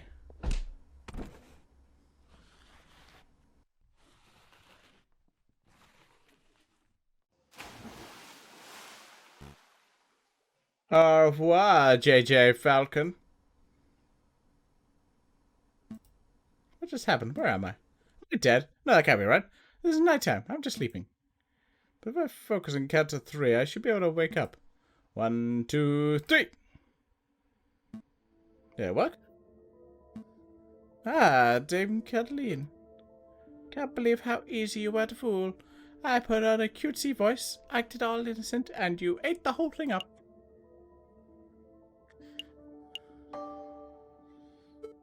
Silence! I shouldn't be surprised. There are no words that excuse the heinous act of putting an innocent man on death row. It wasn't my fault. Hey, where are you going? Out of my way, Severin. I'm not done talking to Dame Cataline. Wait, it wasn't my fault. Is that your excuse after all your old failures? I'm not making excuses. Failure after failure after failure. No desire to improve yourself. You're a joke of a lawyer, JJ. Don't call me JJ. That's all you have to say? How pathetic. Don't even deserve to stand in your grandfather's shadow. My grandfather? I'll prove you wrong. I'll do one better. Oh, it's you, Sparrowson. How have you come to berate me too? Oh, no, I'm just here to tell you to wake up. Wake up, monsieur. Wake up. Can you hear me? I said wake up.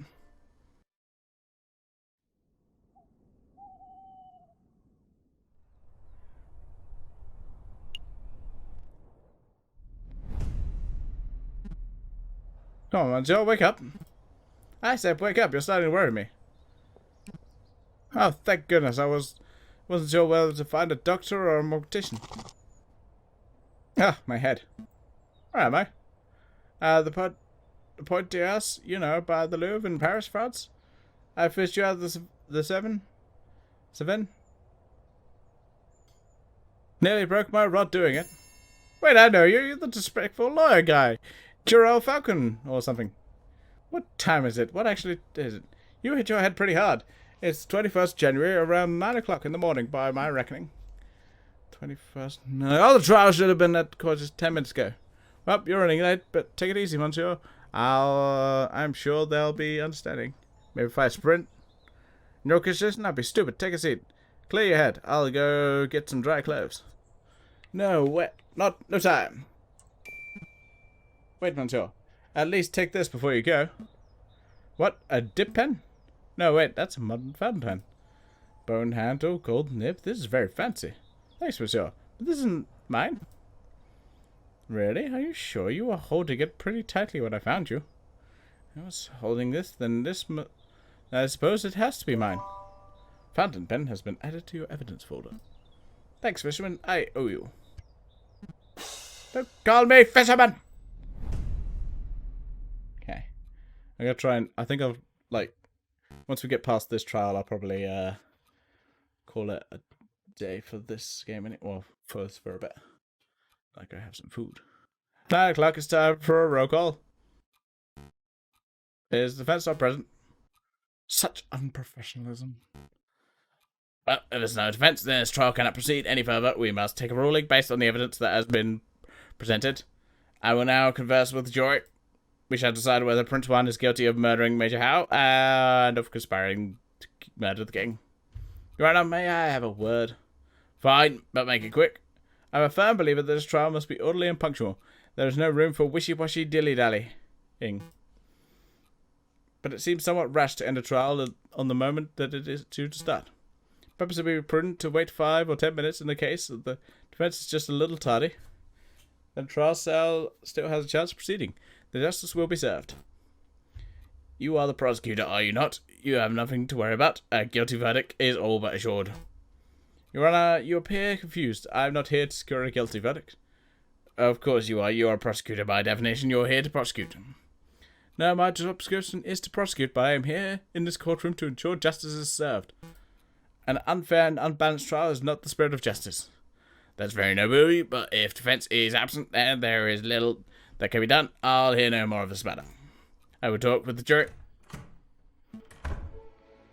Defense is present, Your Honor.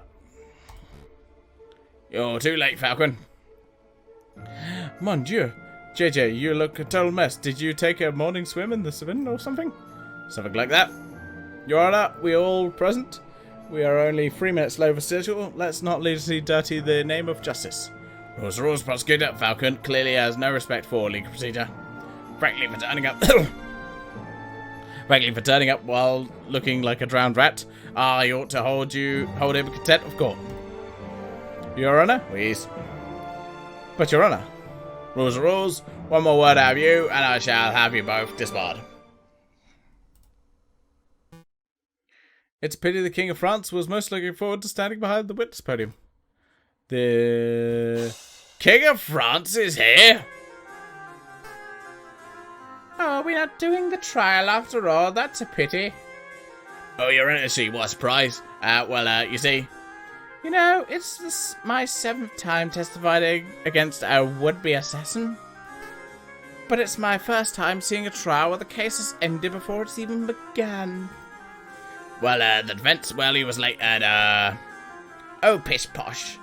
The France didn't become a great and dignified kingdom through rigorous punctuality. Let's go ahead with the trial. It'll be fun. Look, I'll say the oath to get us started. I swear to speak without hatred and without fear, to tell the whole truth and nothing but the truth. Did I get it right? That was perfect, Your Majesty. JJ, I trust you have no objections with the king testifying? No objections here. Go ahead with the trial. Fine with me. And you surely wouldn't stand in the way of the king, would you, Your Honor? Fine. Proceed with this cursed trial. Excellent. Now, Your Majesty, if you tell us your activities on the day of the murder. My activities? Well, I started my day with tea and toast. I normally do. I dressed in my PJs at the start. I think you can skip ahead a little, perhaps, to your arrival at the Louvre. Oh, right, of course. Well, my entourage and I entered the Louvre south entrance at around 9 o'clock.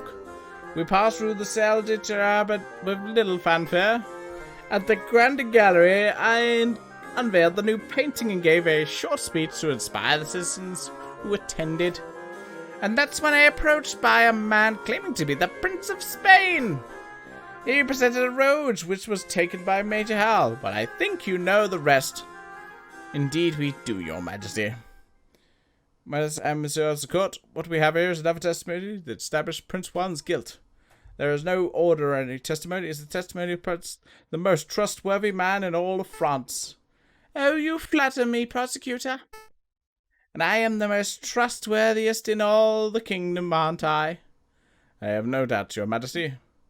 Nevertheless, I would like to perform a cross-examination.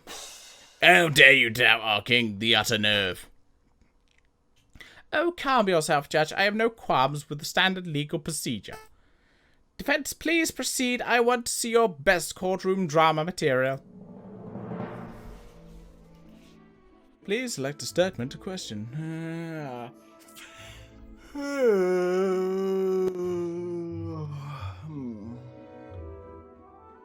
Let's think about this. There we go.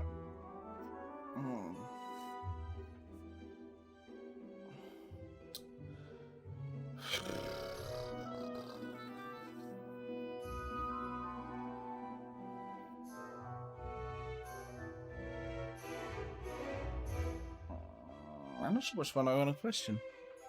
Let's look at the evidence. Oh, that's my money.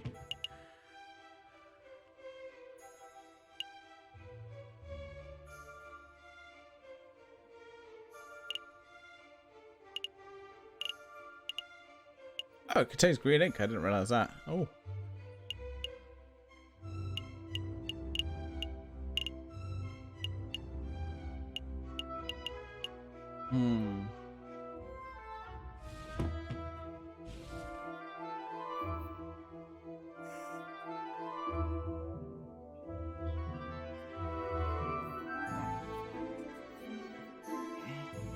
I don't know which part's quit. It's tricky. Oh, hello. Ah, shit, my stuff's been delivered. Sweet. Okay. I have to go downstairs, don't I? Okay. Right. Ah. Everything has been delivered. Delivered. Lovely. I was gonna look for a controller then. I was like, oh wait, playing this. I'm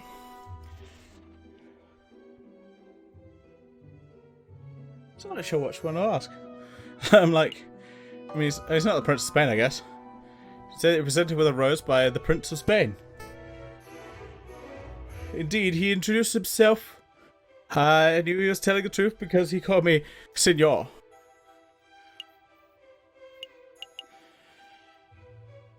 That man was not the Prince of Spain. Your Majesty, Prosecutor, members of the court, brace yourselves because I have a revelation that will turn this trial on its head. Juan Cunero is not the Prince of Spain. That's not a revelation, Falcon. It isn't? Of course not. We know the current ruler of Queen Resident is Isabel II, and she has no children. The Cuneros are obviously pretenders to the throne. Prince Juan's title is probably self-appointed. But his name isn't even Juan. I don't even think this fox is Spanish. So what? That's important. JJ, what's important is the man is accused of committing a murder and conspiring to kill the king. This is what's disputed here. The man's name is irrelevant. He could be Quanero or Bob Strogany, for all I care. Doesn't change the events that transpired on the morning of the January 6th. I suppose that's true. Do you have another question about?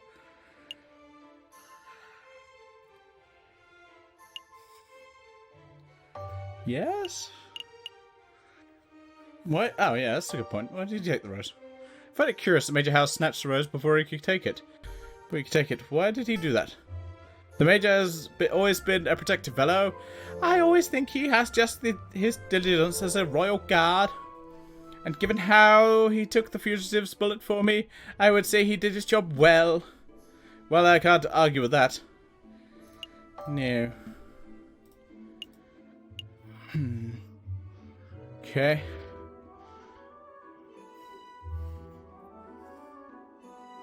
Was it? Let's ask about the gallery. Please proceed. South entrance. Oh, okay.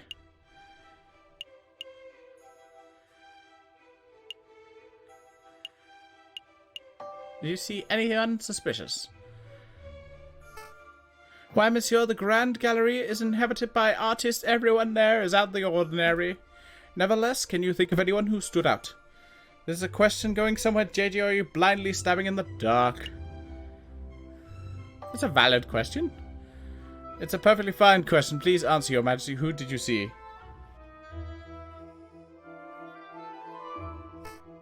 I don't know. I have dozens of paintbrush wielding, mustache twirling weirdos. Here's Your Majesty. I saw photographers and sculptors and sketchers and hipsters and... Just what do you want from me, say, monsieur? Look what you've done, JJ. You've stressed the poor king out. Badgering the king, tut-tut, absolutely disgusting behaviour. Ah, shit. Do you have another question about the king's act? Yes. Okay, yeah. No, never mind. Oh yeah, south entrance. Okay. Your Majesty, you say you enter the Louvre from the south entrance. Indeed, we approach the Hotel Ville. So it was easy riverside stroll.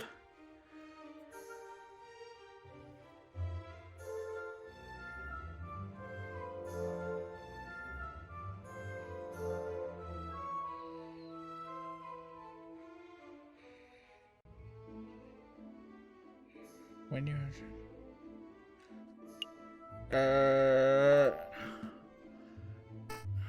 Suspicious? I'm afraid not, monsieur. Just regular riverside types. Morinos, vendors, people who fish the like. I see. Are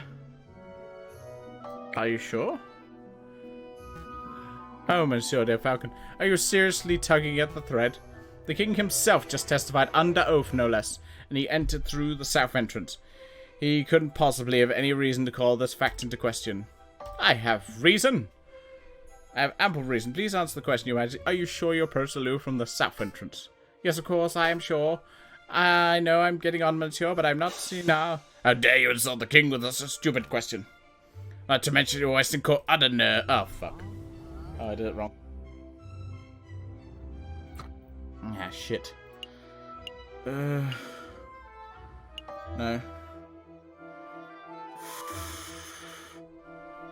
Well, the only thing I've not commented on is that one. Indeed, we stopped briefly to look at the paintings and moved on to the...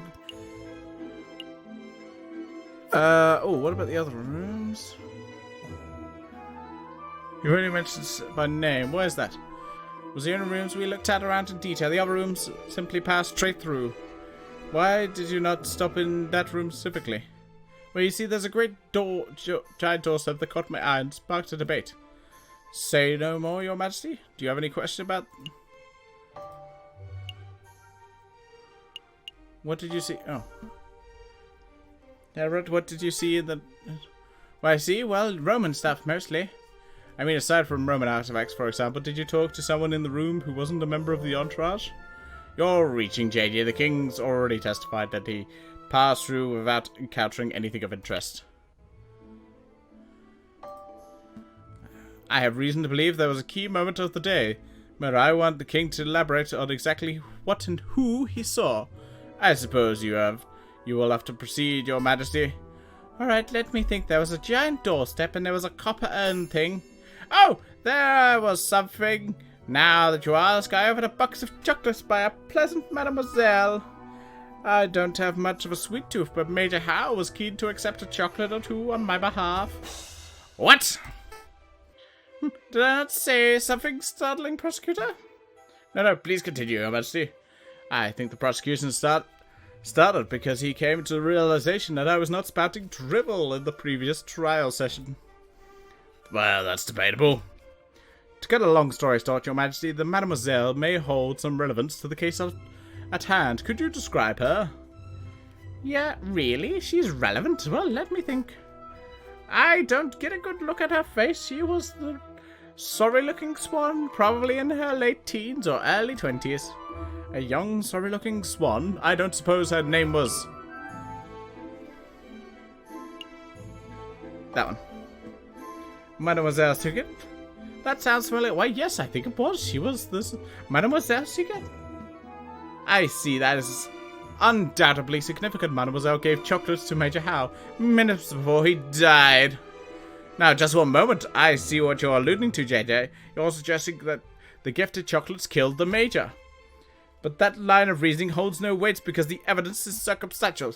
Circumstantial, by tail feathers. The king just testified the Major ate chocolates. Yes, that much is no longer in dispute, but you still have not proved the chocolates were poisonous. Without that, we could assume the swan was merely offered a gift, rather than speculating that she is murdered. Yes! Shame on you, defense, implicating a poor innocent girl like that. Absolute disgusting. Why I ought to end this trial. Hold on, I do have evidence the chocolate was in fact poisoned. I don't believe you, JJ. If you have a piece of evidence that significant, you would have slammed it down already. Present it. Well, I can't. It's not really the evidence folder type of evidence. Why am I not surprised? The drama was getting good. Why did you all go quiet? Well, Your Majesty, it appears the defense is just had a realization of his own. That is, he lacks the evidence to support his theory. Since he cannot continue with his argument, I believe the cross-examination has come to an end. I'm not done yet. Let me present my evidence. You see, I have the chocolate wrapper back in my office. Sparrowson ate it. Stop, JJ. Stop while you still have a little dignity. The results of whatever crackpot pseudo-scientific experiment you performed do not constitute valid evidence. I think his trial is over, Your Honor. About bloody time. You take your leave, Your Majesty.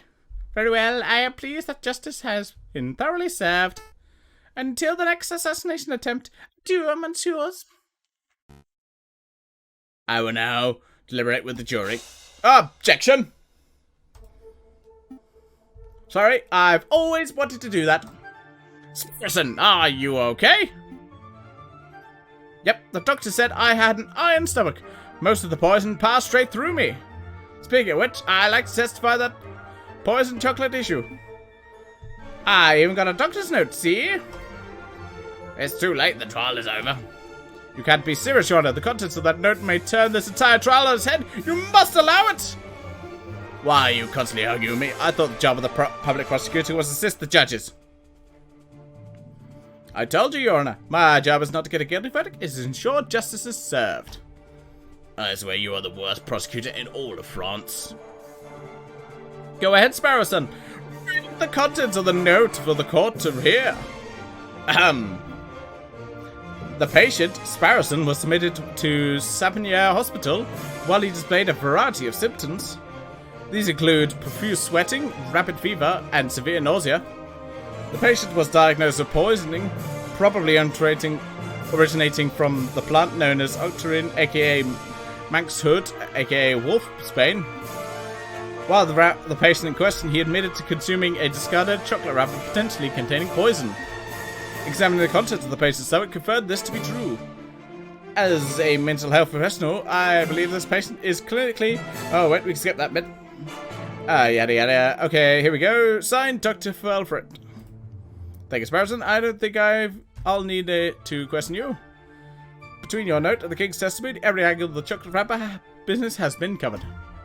Also, wait, did you say the king was here? You can get his autograph later. Right. So what happens now? Do I get cross-examined by the prosecution or something? To be honest, I see little to cross-examine. Do your damn job, prosecutor. Cross-examine the little annoying liar of a bird. Tear his testimony to shreds. Your Honor, he has a note signed by a medical professional, definitively proving the chocolate wrapper was from the crime scene was poisoned. We could nitpick the details, delve into the doctor's credentials, but I fear it would be a waste of the court's time. Nobody wants that. Yeah. So then, where the hell do we do now? We do nothing, Your Honor. The poison wrapper was introduced an element of doubt into the case. The prosecution must accept that. But, in the level of doubt reasonable, it is significant. I think the members of the jury will agree. JJ's case is still tenuous. Tenuous? Step above circumstantial. You approve a link, and not wholly illogical think, but you haven't proved beyond a doubt that Major Howe was killed by the chocolate. You're still making far too many assumptions. Where is your empiricism that is required by the law of any good law of court? Where are the witnesses who could back up your claims? Oh, I brought a witness along. May she help? Oh, hello. You. Sparrowson, it's great to see you on your feet, and you could have been an enormous asset. You have been an enormous asset to the case. But what are you trying to pull off? What are you trying to pull off now? Surprise witness! Surprise witness? Ah, yes, I remember you mentioning the Cucaracha liked calling surprise witnesses, so I thought we could beat him at his own game. I brought the flower girl, Mademoiselle Singer, so she could testify about Prince Wild's character. You're putting me in a difficult position, Sparrowson. Just moments before you arrived, the court established that Mademoiselle Singer is the possible subject for this case. What? That can't be right. Sparrowson, it's okay. Monsieur Falcon, I would like to testify. You want to testify? Do you understand what you're agreeing to? I do. I accept my fate. Prosecutor, do you have any objections to me calling Mademoiselle Singer as a witness? No, none. Bearing in mind, of course, that we are here to defend Prince Juan, not to Convict Mademoiselle Seagate. Prosecuting is my job, of course. I have no objection either. Please proceed, witness. Speak the oath. The oath? Say you swear without hatred or without fear to tell the whole truth and nothing but the truth. I swear, Your Honor, I swear to speak without hatred or without fear to tell the whole truth. Mate, I'm doing the king. The whole truth and nothing but the truth. Very good, very good. State your name and occupation for the court record. My name is Catherine Marie Singer. I am a flower seller. Tell the courtroom of your activities on the morning of the 7th of January. Very well. I saw the king and his entourage enter the Louvre around 9 o'clock. I followed, then came to the stop at Salle de Tourelle. I stepped forward, offered the king a chocolate. He refused, but a guard, a big dog by the name of Major Howe, was happy to oblige. The guard died because I'd previously added poison to the chocolates. No, that can't be right. I used poison derived from monkshood, a notoriously dangerous plant. As a flower seller, it was simple to acquire. Why did you do it, mademoiselle? Why? Monsieur, people have tried to kill the king before, and people will try again. He is a vile man who has no respect for love or for the people who suffer under him. I did it to better the French people. I don't believe it. Falcon, say something. Mademoiselle, are you coerced or being threatened? Speak freely. Okay, go. Turn on light. No, mademoiselle. I am confessing out of my own volition. It is my guilt. Nobody else's. Intriguing. Pretty convincing. You've gained a little favour with the jury. Well, defence, it looks like you're wormed to confession out of this murderous brute. I suppose that gets your client Juan completely off the hook. Lucky you. Shall we wrap this court session up? No, I haven't finished my examination. Further questions? To what end? You proved your client's innocence. I wish to uncover the truth. You aren't here to uncover the truth. You're here to defend Prince Juan. You've done your job with a disgusting level of diligence. Nevertheless, I believe that Mademoiselle has omitted something of huge importance. I wish to offer to question her further. Something of huge importance? I would allow it. Fine. Can I at least show something to the witness? You and the prosecutor are a right pair of moralizing blowhards, aren't you? You are doing my head in. Fine. If you will shut you up, I will let you show one of your magical mystery items to the witness. I can't imagine you'll have anything up your sleeve to change the flow of this trial and through. Though, that's the one. Words. Monsieur Falcon, save it. I have nothing more to say.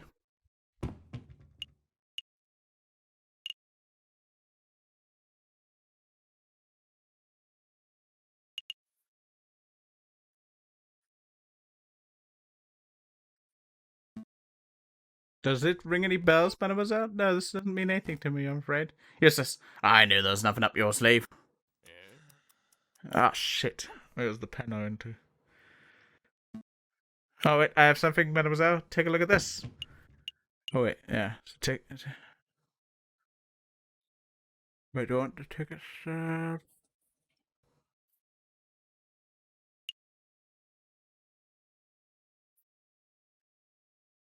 Did you give me the pen?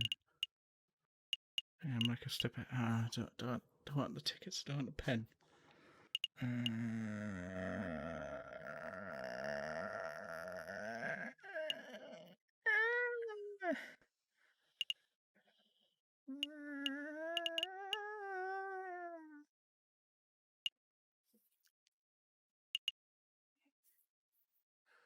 Ticket stubs. Train ticket stubs? Look at the names. Papa and Mama. In Virginia? Really? Are they really safe? They are. The tickets are arranged courtesy of the fox. That means the wolf has nothing to hold over me. I can speak freely. Indeed. Go ahead, mademoiselle. What do you do, muttering about down there? I'm amending my testimony, Your Honor. Members of the court, everything I've said today has been the truth. I did go to the Louvre on the 7th of January. I did present a box of poisoned chocolates to the king. Except it was not of my own volition. I was threatened. I was forced to carry out the task under threat of harm. You see, my family have been struggling to get by. The winter has been harsh. The flower business has been struggling. One day, a man approached me. A man assumed to be kind-hearted. This man offered me 2,000 francs to get us through the cold, but I could not afford to repay the debt. When I attempted to bargain with the man, he offered me a deal. His system would murder. He would drop all debts, refuse, and he would ruin me and my parents. I obliged. The alternative meant death for those I love. The name of the man who did this is Judge Romulus. What a creative story. This is obviously a last-minute desperation attempt at passing them up. The sheer laziness of this girl to accuse a man who she's never met before, she's blatantly floundering. Indeed, I've heard dozens of these self-pitying yarns during my time as a prosecutor. Although, admittedly, this is the first time I've seen a witness directly accuse a judge. Quite a brazen gambit. But in any case, these sort of stories never turn out to be true. They're always proven to be fabrications born of desperation. I've never been more honest, monsieur.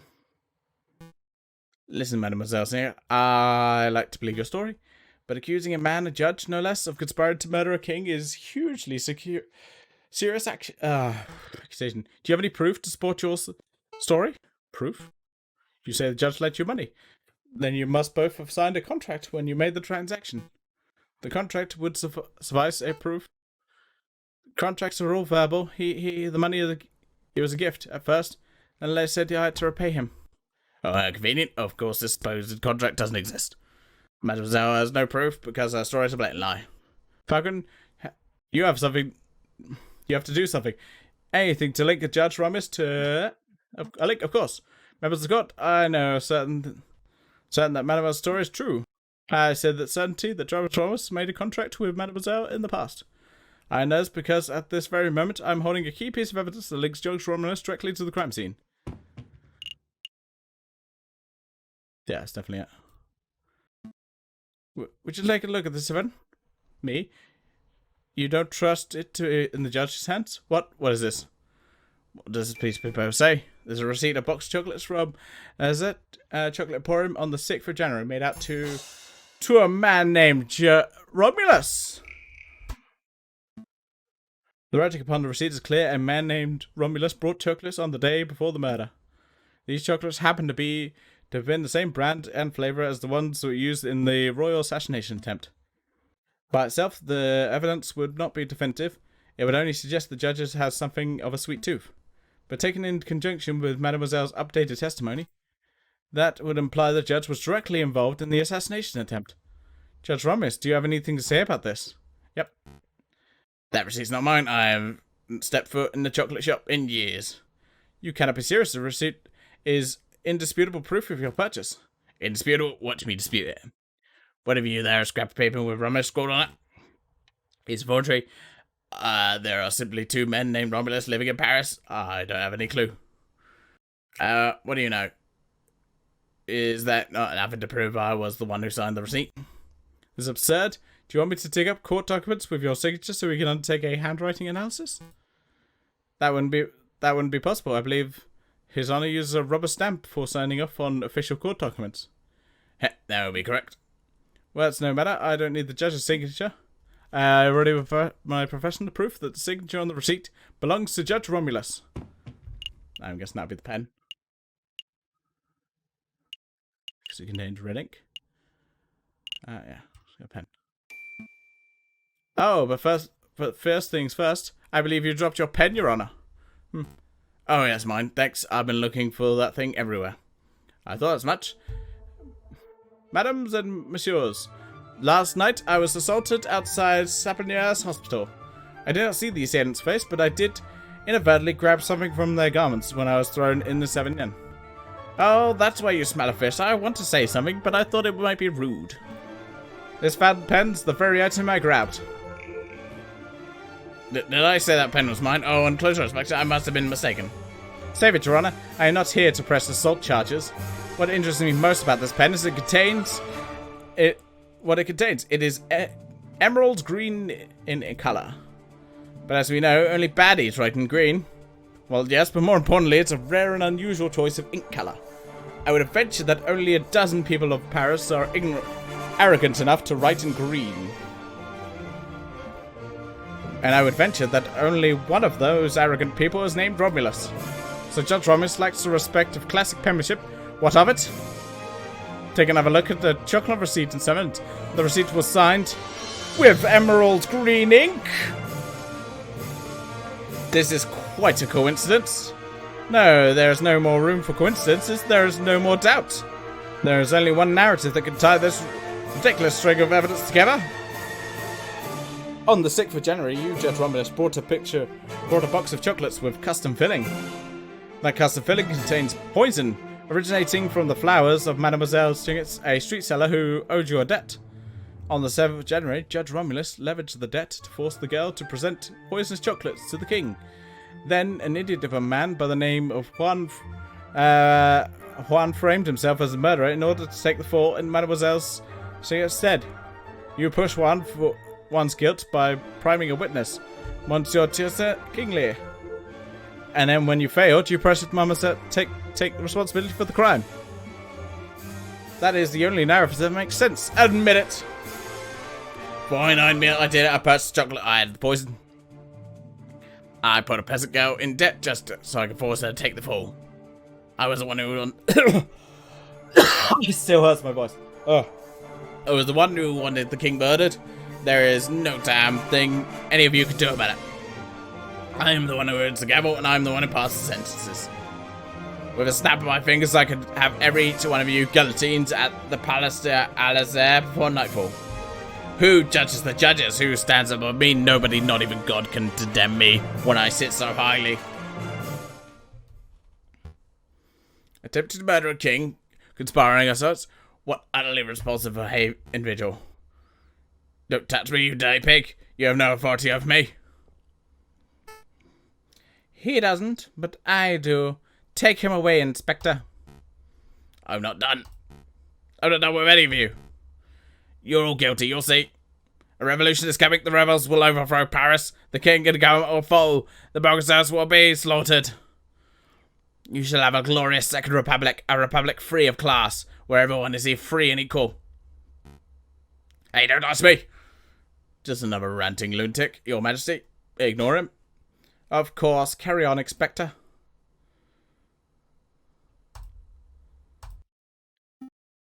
What happens now?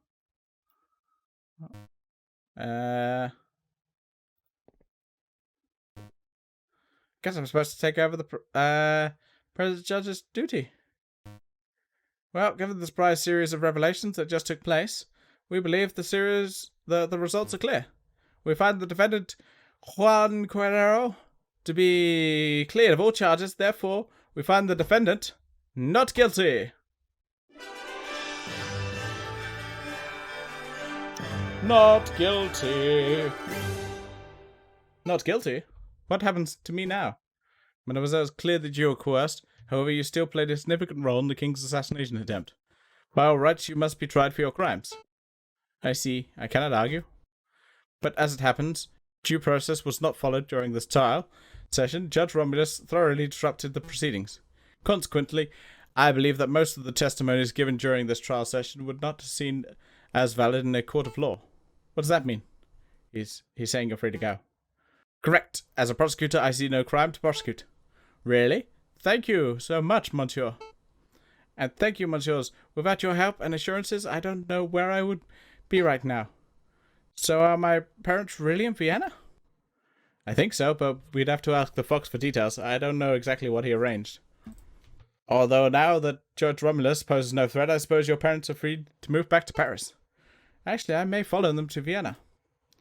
You need a holiday after all this drama. Why, yes, I also want to get away from here. You know, before the fighting starts. You mean the revolution Judge Romulus mentioned? He didn't seem mentally stable. Pay him no mind.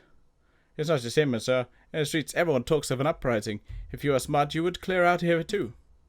Thanks for the concern, mademoiselle. But we're far from smart, so we'll be...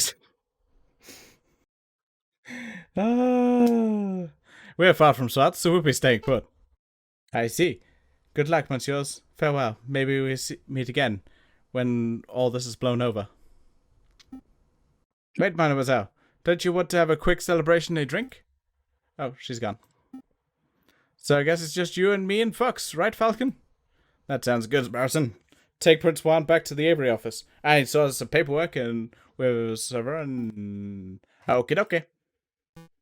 I suppose the congratulations are in order. Uncovering the truth in the way that you did, it was quite a feat. Everything went far better than I could have hoped. But you surprised me at the end with that little lie of yours. Lie? This trial's testimonies are completely invalid? Bullcock! You and I both know that this trial has preceded ample valid evidence that Mademoiselle Sigurd to be detained and tried. Even with the coercion accounted for, I bet she would be found guilty of conspiracy and accessory to murder. But why are you holding back?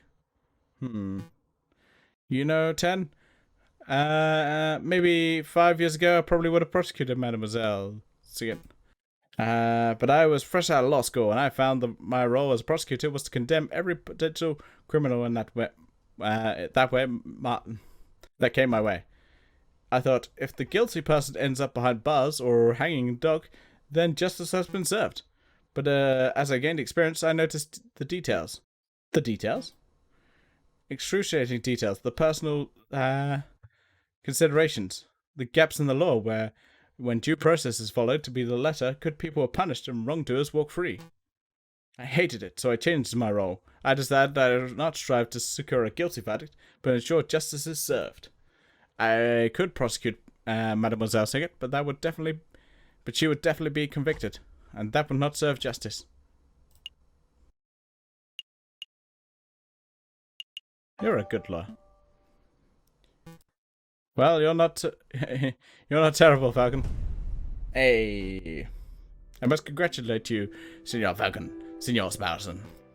Heh, what am I doing? I'm using the old accent. Of course, I meant congratulations, Monsieur Falcon and Monsieur Sparson. It's no big deal. We were just doing our jobs.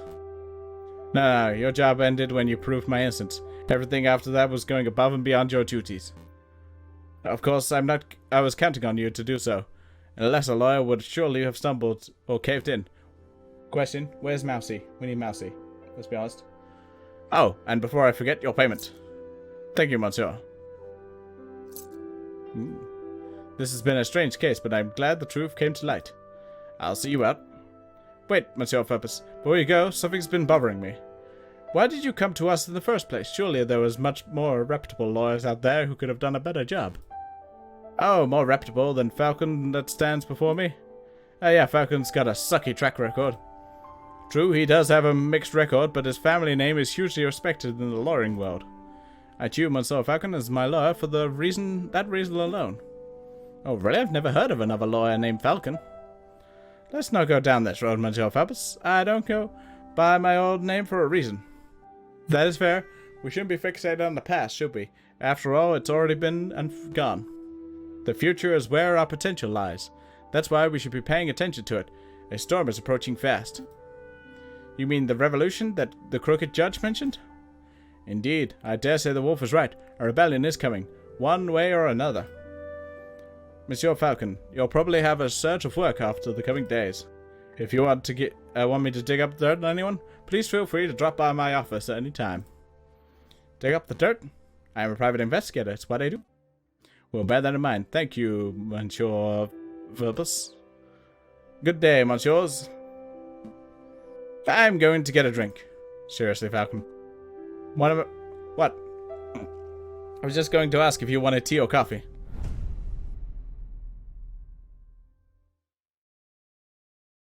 Let's say no. I think that's a good stopping point. That's where I said I was going to stop. Okay, just look at. Okay. Oh, we got. Oh, 4A, B, and oh. Oh, that's a.